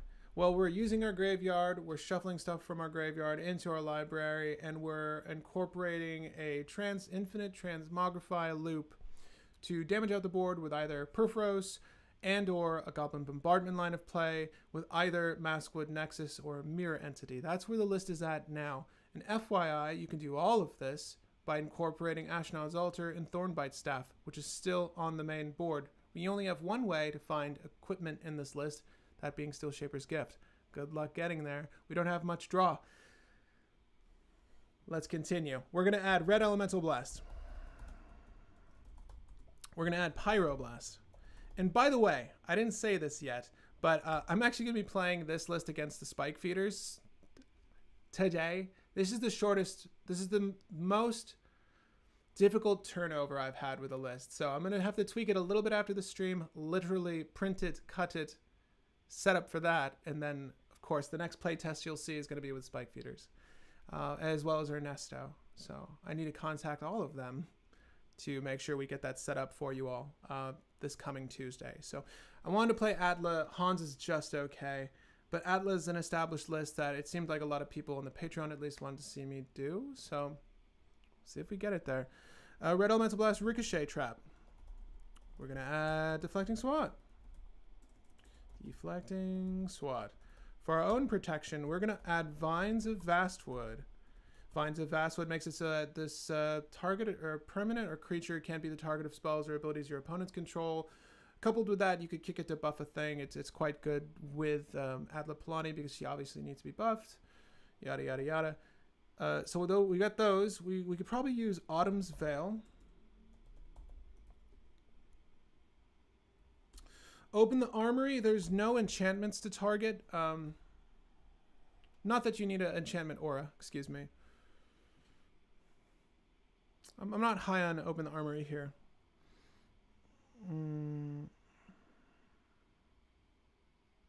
How many cards are getting your graveyard back into your library? Loaming Shaman.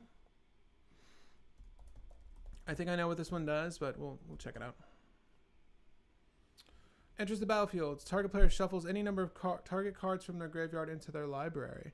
This is kind of a cute way to do the same thing as a Eldrazi Titan, but then Loaming Shaman goes to your graveyard and it's just in your graveyard until the Titan actually does the work for it. So we might as well just add 2 Titans, and on the off chance that we just have a shit ton of mana and nothing to do with it, we'll cast a Kozilek, right? I feel like that's where this game might devolve.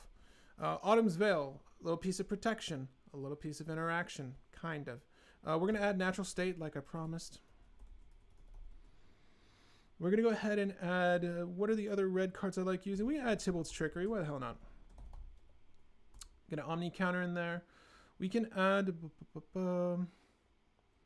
name me some relevant redirects or interactions that you can think of. I think those are really the ones that are top of my list, sadly, which is very minuscule. I haven't used green in a minute, but I do like, what is the name of that card? It's a green card. It destroys blue permanents.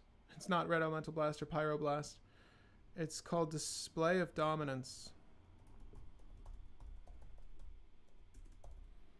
Display of Dominance. I do like Display of Dominance just a little bit. Heroic Intervention's cute.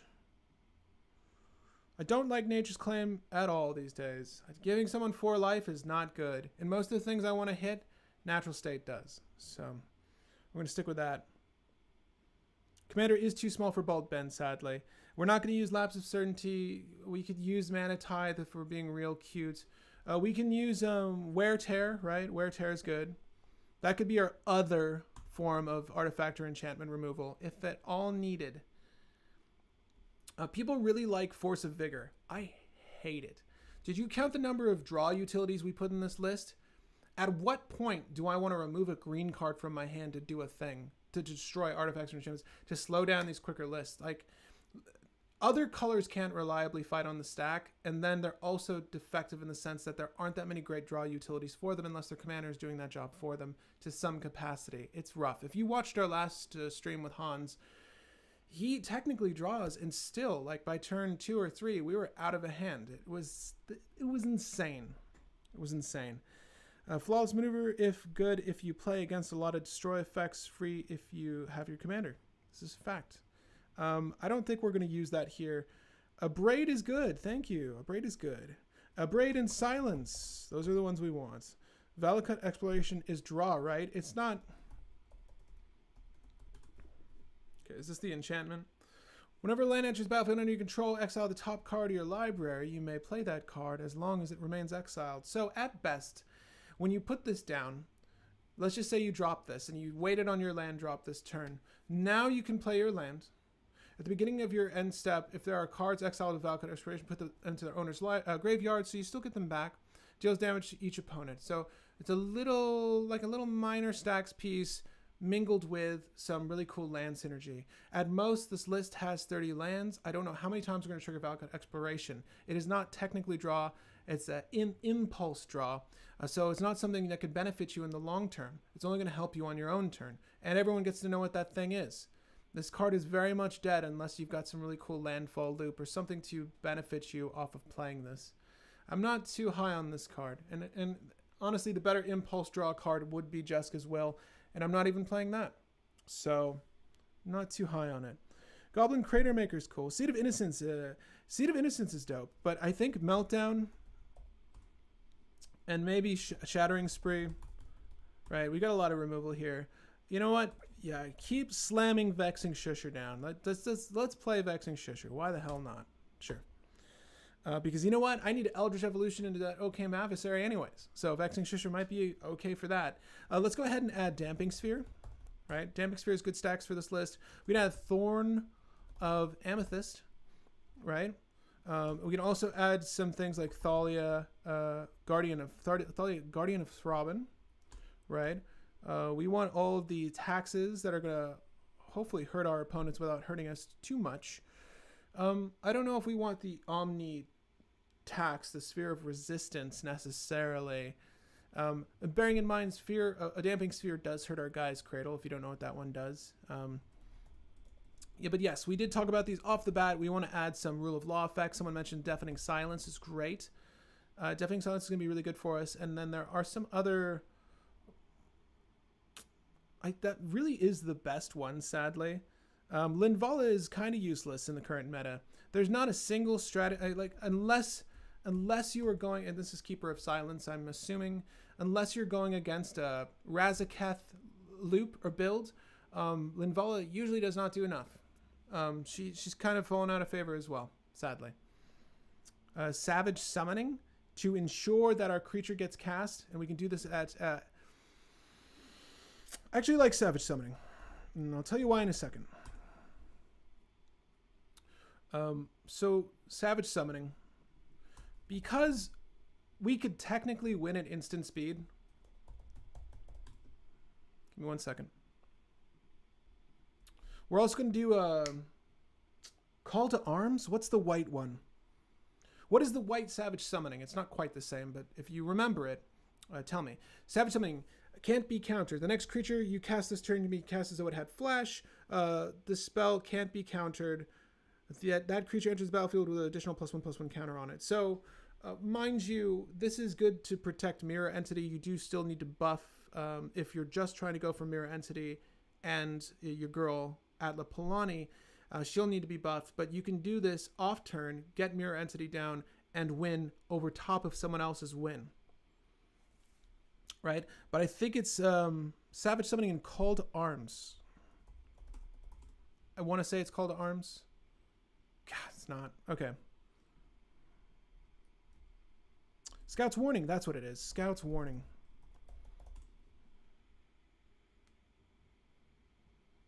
And a cantrips. Let's save and continue. Let's see where we're at. I think we want to add just a handful more stacks pieces. Potentially Root Maze.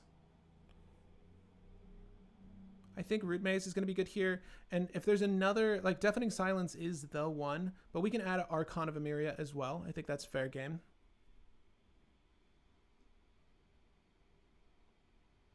Is Seeds of Innocence ever used in cEDH? Like, to jump back onto that, not necessarily, no. No one's really playing Seeds of Innocence. It's not a bad card either. I think it's sorcery speed, and I think that might be what shuts it down. Yeah. Destroy all artifacts, right? So you do this on your turn. It's okay. It's just the 3 CMC at sorcery is kind of rough. Spirit of the Labyrinth is the other one. I think that we're probably going to stick with Archon of Emeria because it's a static effect to make our opponent's lands enter the battlefield's tap, or their non-basic lands, something like that. It's actually quite good, coupled with the Omni, no one can cast more than one of anything. So let's do this. Save out. I want to see where we're at because I'm going to get to play testing this list. And again, I'm going to go ahead and incorporate a link to this list in the chat so you can all check it out. I didn't even add Swords of Plowshare. I guess we can add Swords of Plowshare if we want. Give me 1 second, gang. So if you want to test this list, hold tight because we need to cut a handful more cards, but there's a link to the list again. Let's go ahead and trim this down. Drannith Magistrate, yes. Grand Abolisher is dog dick, and that's a hot take, but I think it's complete dog water. I would never use Grand Abolisher. Never use Grand Abolisher. Do you really need that much of a crutch? You're not confident you can win on your turn?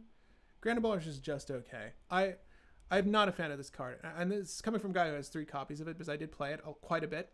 But to do the double white setup, like, yes, what the only convenience about the card is that not that many people run counters for creatures. So provided it lands, you can do a thing, but you're also having to spend your time working on getting double white resources. And white is the least competent color in Commander.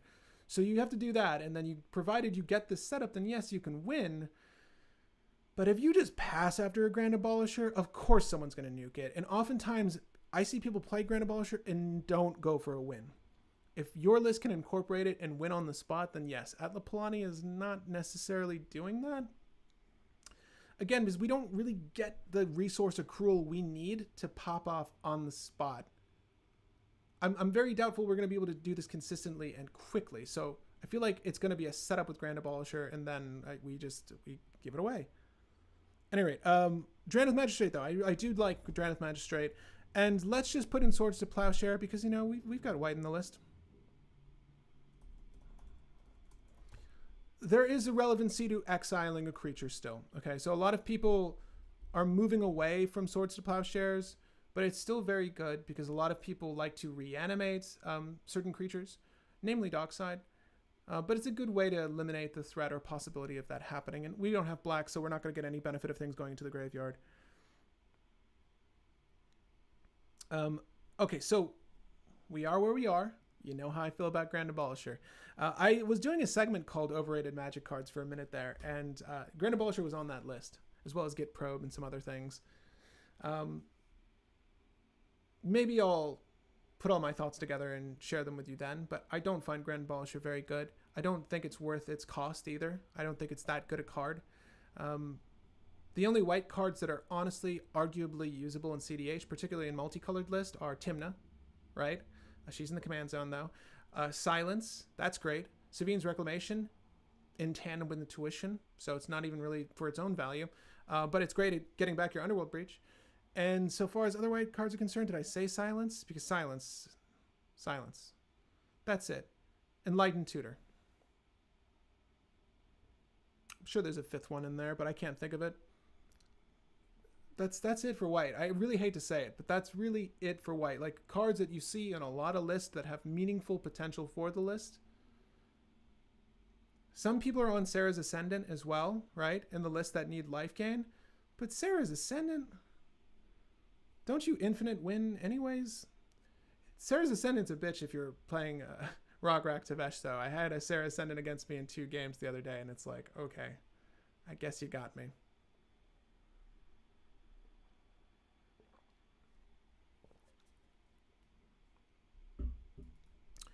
Hushbringer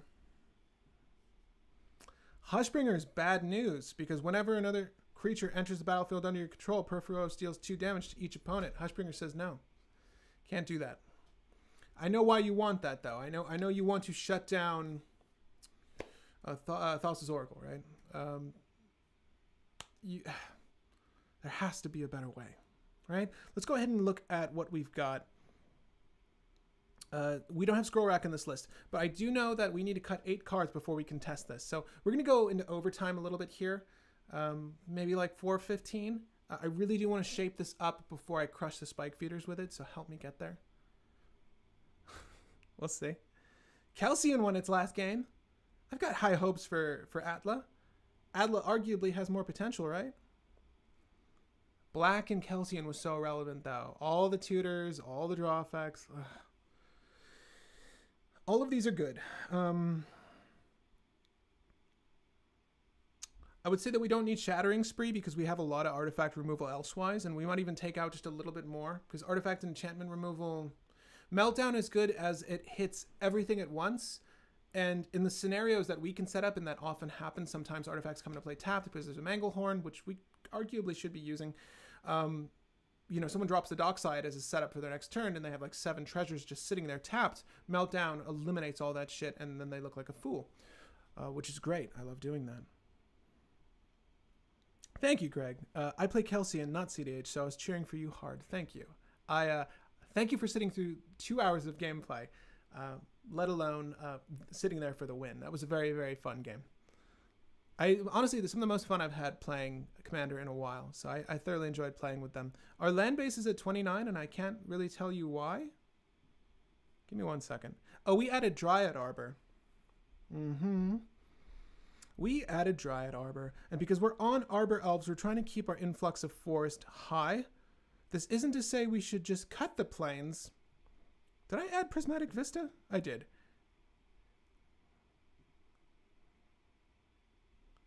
We'll cut one of these mountains. And mind you, we'll cut a mountain. Oof is not in the list. Oof can be in the list, though. However, Oof will shut down any sort of loop with Ashnod's Altar. But is that really the end of the world? We're not relying on that. I think we can go back and add Oof. So again, we're going overtime here. I'll tell you that already. Let's cut, see where we're at, and then add in Oof. Someone made another good suggestion.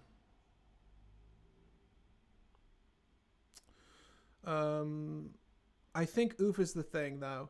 Zerda is okay. It's not necessary. In my mind, before we started this, someone suggested Zerda the Dawn Waker. I think that's its full name. I was thinking of like, can we make a companion build with this, just having activateds on our permanents, and it's not quite checking out, not with what this list is trying to do. I think that arguably we need to cut something from here. I like Display of Dominance quite a bit, and I'll explain why. Destroy target blue or black non-creature permanent. This is a great way to get rid of the Rhystic Study, the Mystic Remora. This is actually a really fantastic way of removing planeswalkers, and the most relevant ones that I see often are Narset, I see Oko often, I see Tevesh often, and so just the first mode on Display of Dominance is actually quite useful, and people don't anticipate it, particularly when you have green open. They're like, what are you going to do with green? However, permanents you control can't be the targets of blue or black spells your opponents control, so this is actually quite good at protecting your permanents from said Chain of Vapor, Winds of Rebuke, all the shit I mentioned earlier, right? So display is actually quite good in my meta. I wouldn't say this is perfect for everyone's meta, but I do use it. Wear and Tear is I'm feeling a little iffy on. I don't know if we need this much removal, and we don't really have that much removal, but I don't find it to be quite useful because we're going to be playing a stacks package that disables our opponents. It makes it harder for them to storm anyways, and we could probably lessen the amount of removal we have for the amount of stacks we have. So we have 5. Archon of Emeria is in the list already. We're getting there. Rhythm of the Wild. I still think this is really good. It's a little bit on the higher end for me, but I like it. Compost is hopefully going to pull some weight for us. All of these make sense to me. I think Survival of the Fittest has the targets we need. And again, Survival is great for dumping the shufflers when we obviously need to go for the win. Root Maze is a favorite Sax piece of mine. Again, we're not heavily relying on artifacts, and many of the artifacts we do rely on are Stax pieces, so when they enter tapped, it doesn't really matter. We're not on Trini Sphere or anything like that. This looks good though, right? I don't think I would change anything here.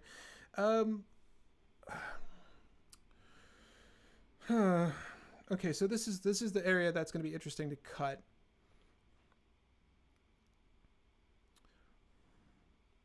I don't know that Shusher does enough. When I'm looking down these rows, like, yeah, I need the draw. Perforos is an outlet. Atla is our commander. Do we need 2 shufflers? I would say yes, but there's really not that many people playing for grave removal. Like, not that many people are on card specific grave hate. So it's tricky to say whether 2 of these is necessary or not. I might just narrow it down to 1 for now as we test, and then, you know, the play test will actually be, you know, our sample game to see if it was necessary. I think Archon of Emeria is good at its cost. We've got plenty of ways to play it early. Again, this is very easy to turn to in a list that incorporates green because we have the elves to do that. And I think Shusher we can cut for now. Good night, Ravnos Raven. We're down to 103 cards. So we want to keep these 1-drops. So the question is, do we run both Treefolk Harbinger and Flamekin Harbinger? And I'm going to say no. And the one we're going to cut is Flamekin Harbinger because, 1, we have more green resources, coupled with the fact that Green Sun Zenith hits our Treefolk Harbinger, right? That little line of play we established earlier. Quite relevant. So we'll take care of one of those. It feels weird to remove a creature tutor for a relevant combo piece, but I think that's what we do here. Someone was mentioning Idol of Oblivion in the comments section. I saw that. I acknowledge it. I think that you're right. We're not going to really manipulate Atla just to produce eggs. So, you know, in the world where Skullclamp is on the field, that is the more relevant draw. Like, we're going to use our mana and our resources trying to get that down. Right? That seems more important to me. And then obviously kill eggs with Skullclamp. So it's sort of a twofold benefit. Now we need to cut 1 more card from this list, and I can honestly say that as the list stands now, I really don't like Ashnod's Altar Thornbite Staff, despite the fact that it's a self-enclosed combo. We don't have good enough tutor suite to make that happen. Again, we are utilizing Enlightened's Tutor, and we are utilizing Steel Shaper's Gift, so we've got ways to find them, but not as many as we do our creatures. So it's tough for me to say that that's quite good for us. And it's funny, you know, we're missing things that are arguably decent for this list, like Court of Calling we can incorporate, and I think we do have the creature influx to, like, get the mirror entity down off turn.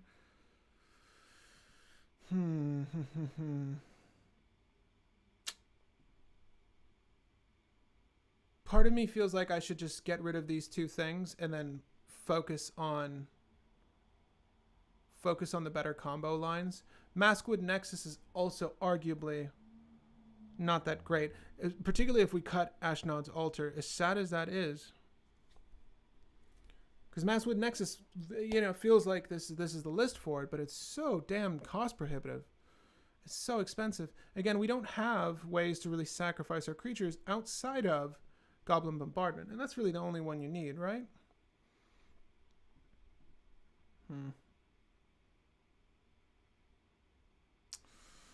I kind of prefer these 2 to Maskwood Nexus and Goblin Bombardment. I know that sounds weird, but like this is, so if we get rid of Goblin Bombardment though, then we're really down an outlet. So that still feels necessary. We are at 100 cards here. So this is a self-enclosed loop, and then Maskwood with Goblin Bombardment. It's up to you guys. I don't know. What do you guys think? What do you think is the better line of play? Would it be using Ashnod's Altar Thornbite Staff or Goblin Bombardment and Maskwood Nexus? Barring in mind that the total setup for these is 6 CMC for our Goblin Bombardment with a Maskwood, and or Ashnod's Altar and Thornbite Staff could potentially be 9 CMC.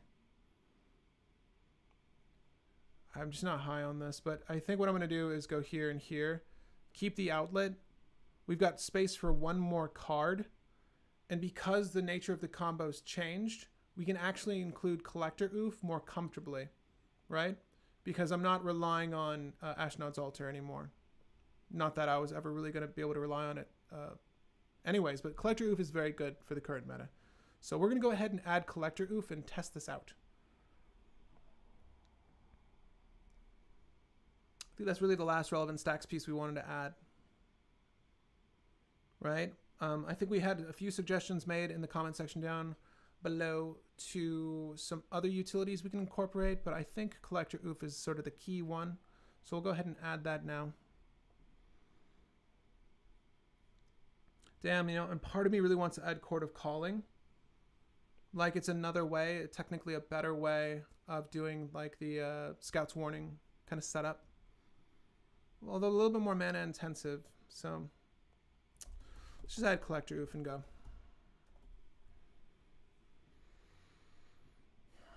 I'm hopeful. Oh, I'm hopeful.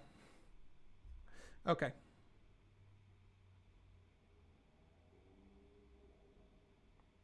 So Bombardment is sort of its own thing. Goblin Bombardment, the question is, does it work with the Mirror Entity loop? It's for Maskwood Nexus, right? What's cool about Maskwood Nexus is that it can help us find the loop we need. And or in instances where we only have a top deck tutor, there's no great way to reliably kill one of our own things. I guess we can like abrade one of our own things, but if you had like a top deck tutor, let's start playtesting this, but essentially Goblin Bombardment is there for Maskwood Nexus because Maskwood Nexus makes everything an egg, and then you can sort of just loop through your list with Atla out. Any one creature and that. So it is quite good. It's also just a sack outlet for us, and we did have some utilities for the sack, but I think most of them have been removed.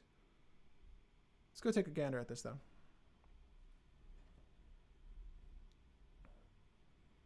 Ashes of the Abhorrent. Yeah, that's not so bad. All right, let's see. Can you guys see this all right? This seems like an okay hand. It's a one-lander, I know, but it's actually an okay hand.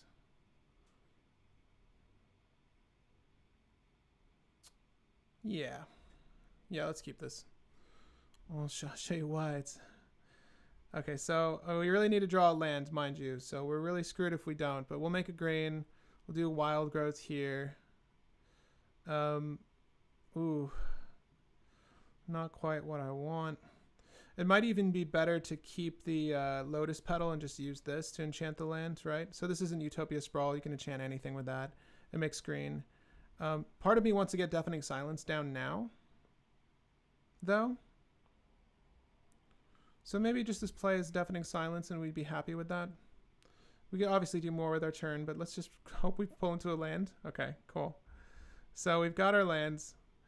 Let's do City of Brass. We can very easily drop Archon of Emeria here, right? So here's what I mean. Oh, that's a lie. I meant to keep Lotus Petal on the field from turn 1. Let's start there. Okay, so what we want to do is crack the Lotus Petal, then do the wild growth that we had. Let's keep these separate. Technically, neither of these is really better than the other.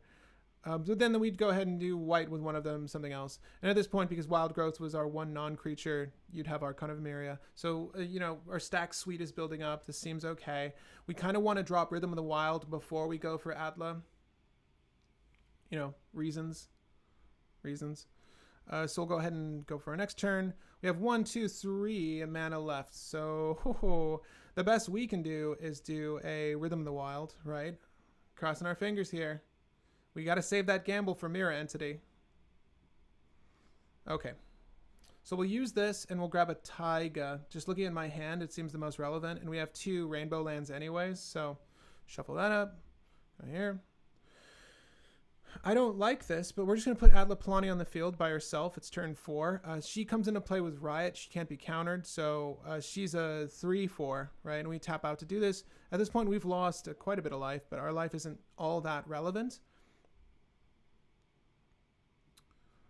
Now, our major issue here is that we do have Archon out, and if Archon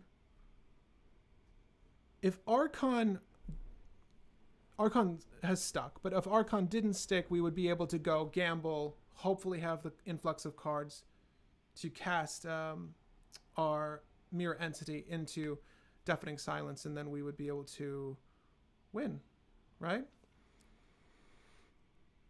Provided no one had removal for Atla Palani. So this is not a really great setup for us. We obviously want to save the Enlightened Tutor to get another solution. The solution for Enlightened Tutor right now, it's funny because we've removed the real relevant target is like the Maskwood Nexus, but we're lacking a sack outlet, clearly. We can make an egg off turn here.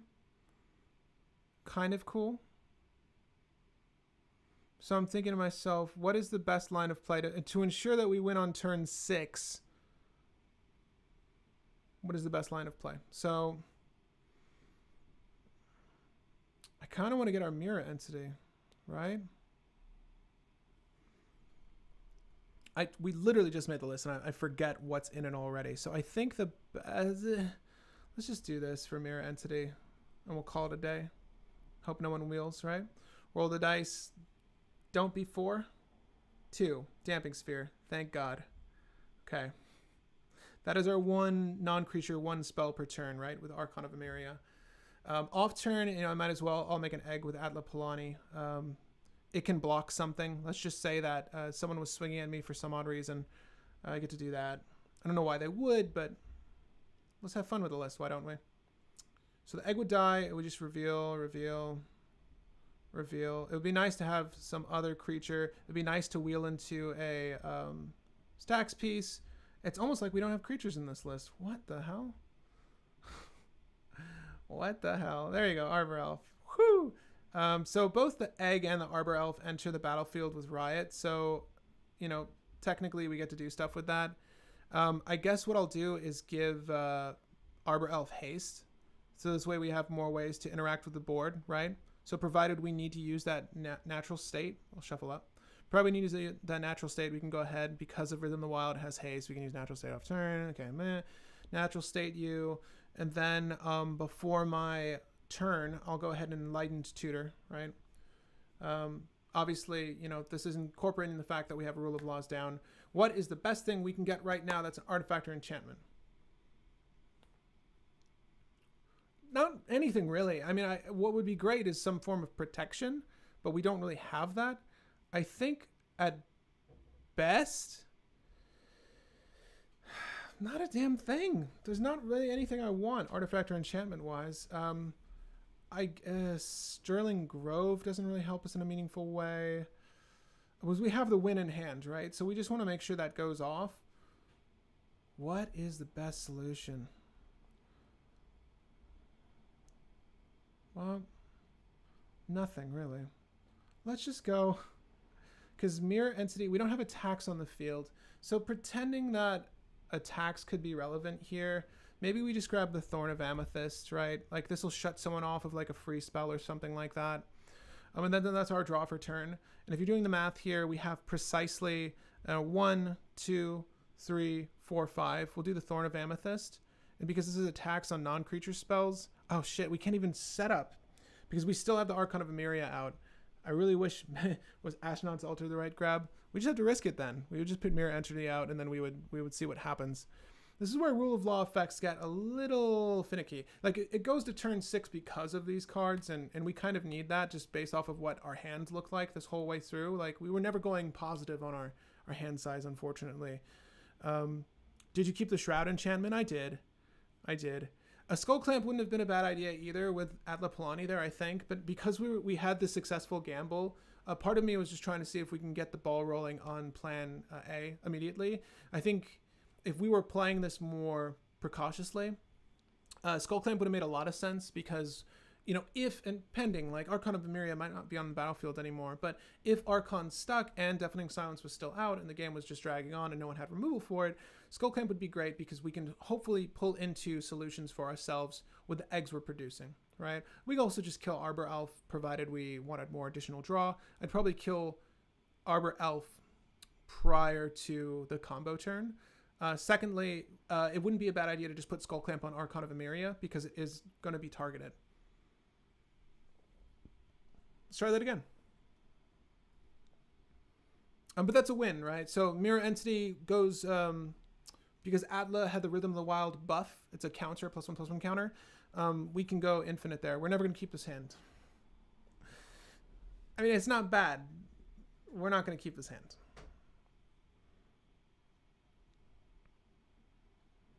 And this will be my last playtest before we close this one out. Not good hand. I mean, look, we've got a green resource, a double. Deafening Silence and Archon just want to stick, don't they? This is weird. So we need a white resource to put Atla down. Right? That's where a fetch land would come handy. Let's just say we keep this. What the hell? Okay, so we bolt ourselves. We put down the Birds of Paradise. There's our white resource, right? Now, technically, we've got Simian Spirit Guide and Rite of Flame, but we don't have any really good plays here for this.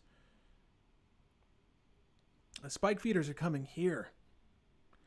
So yes, the play test that's going to be happening next week is with the Spike Feeders. I will be filming that later this evening over Spell Table.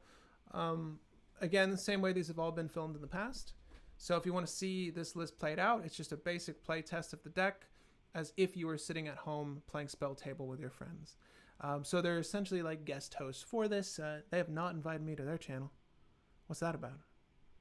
Are they worried? Are they worried about what I'll do? But no, that's going to be fun. So we just got our Enlightened Tutor.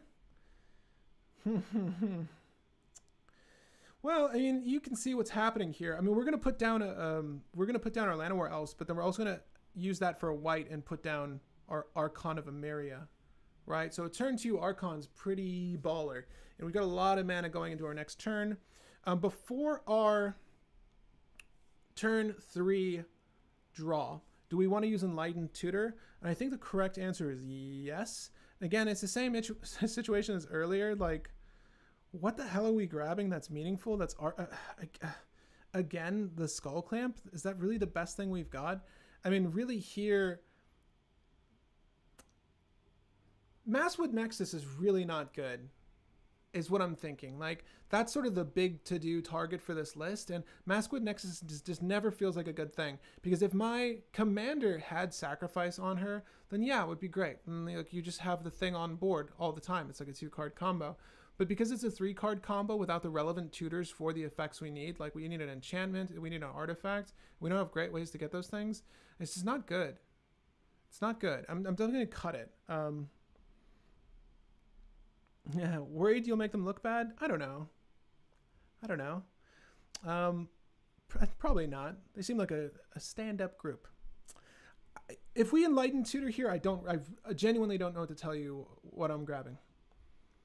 Like, this list is really thriving on the Mirror Entity. To me, I think the best approach is to, as I stated off the bat, not reinvent the wheel, go with what the crowd is going with, literally play for Mirror Entity, but chock this full of all the protection we can get, and that means adding some more shit. Like, I really think that this is going to use Blossoming Defense, right, to buff my Atla Palani and give her Hexproof, right? Just all the shit to just keep Atla on the field, do the Mirror Entity thing, and go.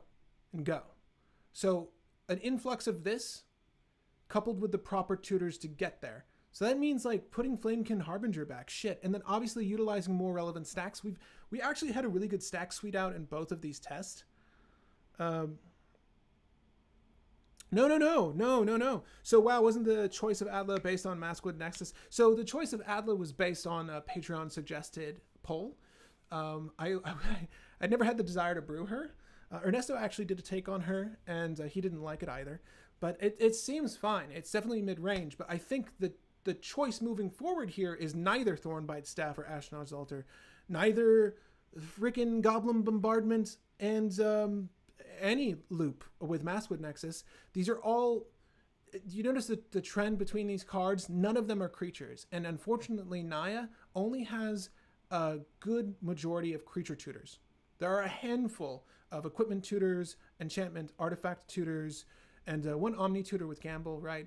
But we're not going to get to those solutions easily, but I can get to creatures very easily. So what I want is just an influx of protection, stacks, light removal, because we're the stacks list, right? Removal is for the list that are trying to deal with us. We're the stacks list. We'll have just enough to keep people on their toes, slow them down. But I think I'm just going to focus on Mirror Entity. And if that means running like Rift Sweeper or Pull from Eternity, if it gets exiled, then so be it. But I'm going to modify this before I take on this playtest group.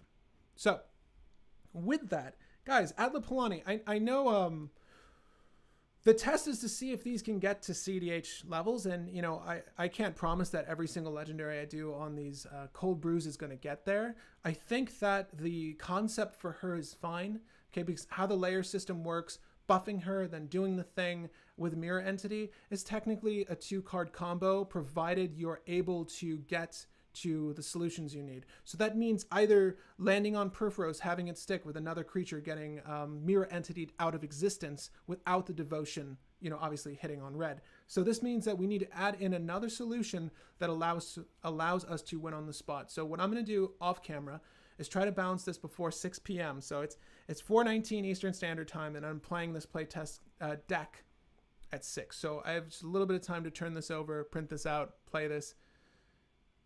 It's going to be exhausting. But guys, Atla Palani, if you have more suggestions, feel free to leave them in the comments after this video is produced. I'll check them out. Some food for thought for my game later tonight. But I'm excited to see if I can get this to pop off efficiently over top of the stacks I'm laying down. But guys, as I do with every video, I'd like to thank my Patreon members for showing their support, making all of this possible. You guys are the absolute best. And if we have any Patreon members watching now, thank you for the suggestions and thank you for your pledges. Again, this production is quite hard to juggle by myself, but we've been doing it glowingly thus far, and I really enjoy the experience. I think Atla Palani is certainly something to look out for. It's not difficult to put her down. It's just difficult to be consistent with her. And I think we can get there if we solely focus on plan A. Maskwood was cute, does not work, never wanted. Goblin Bombardment's cute, I never want the sack outlet. And Ashnod's Altar, it's a different story. We don't really need the generic. Thornbite Staff is just a little too cute. Now guys, before I close this out, I want you to know that I updated this end roll, yet for some reason it's still lacking 2 of our most recent Patreon members. So I want to do a quick shout out to them if you're watching, Tim Swetlin and Josh272. Thank you guys for joining the Brew crew. You guys are among the best. Again, my name is Patrick Marlette, and happy brewing, babies.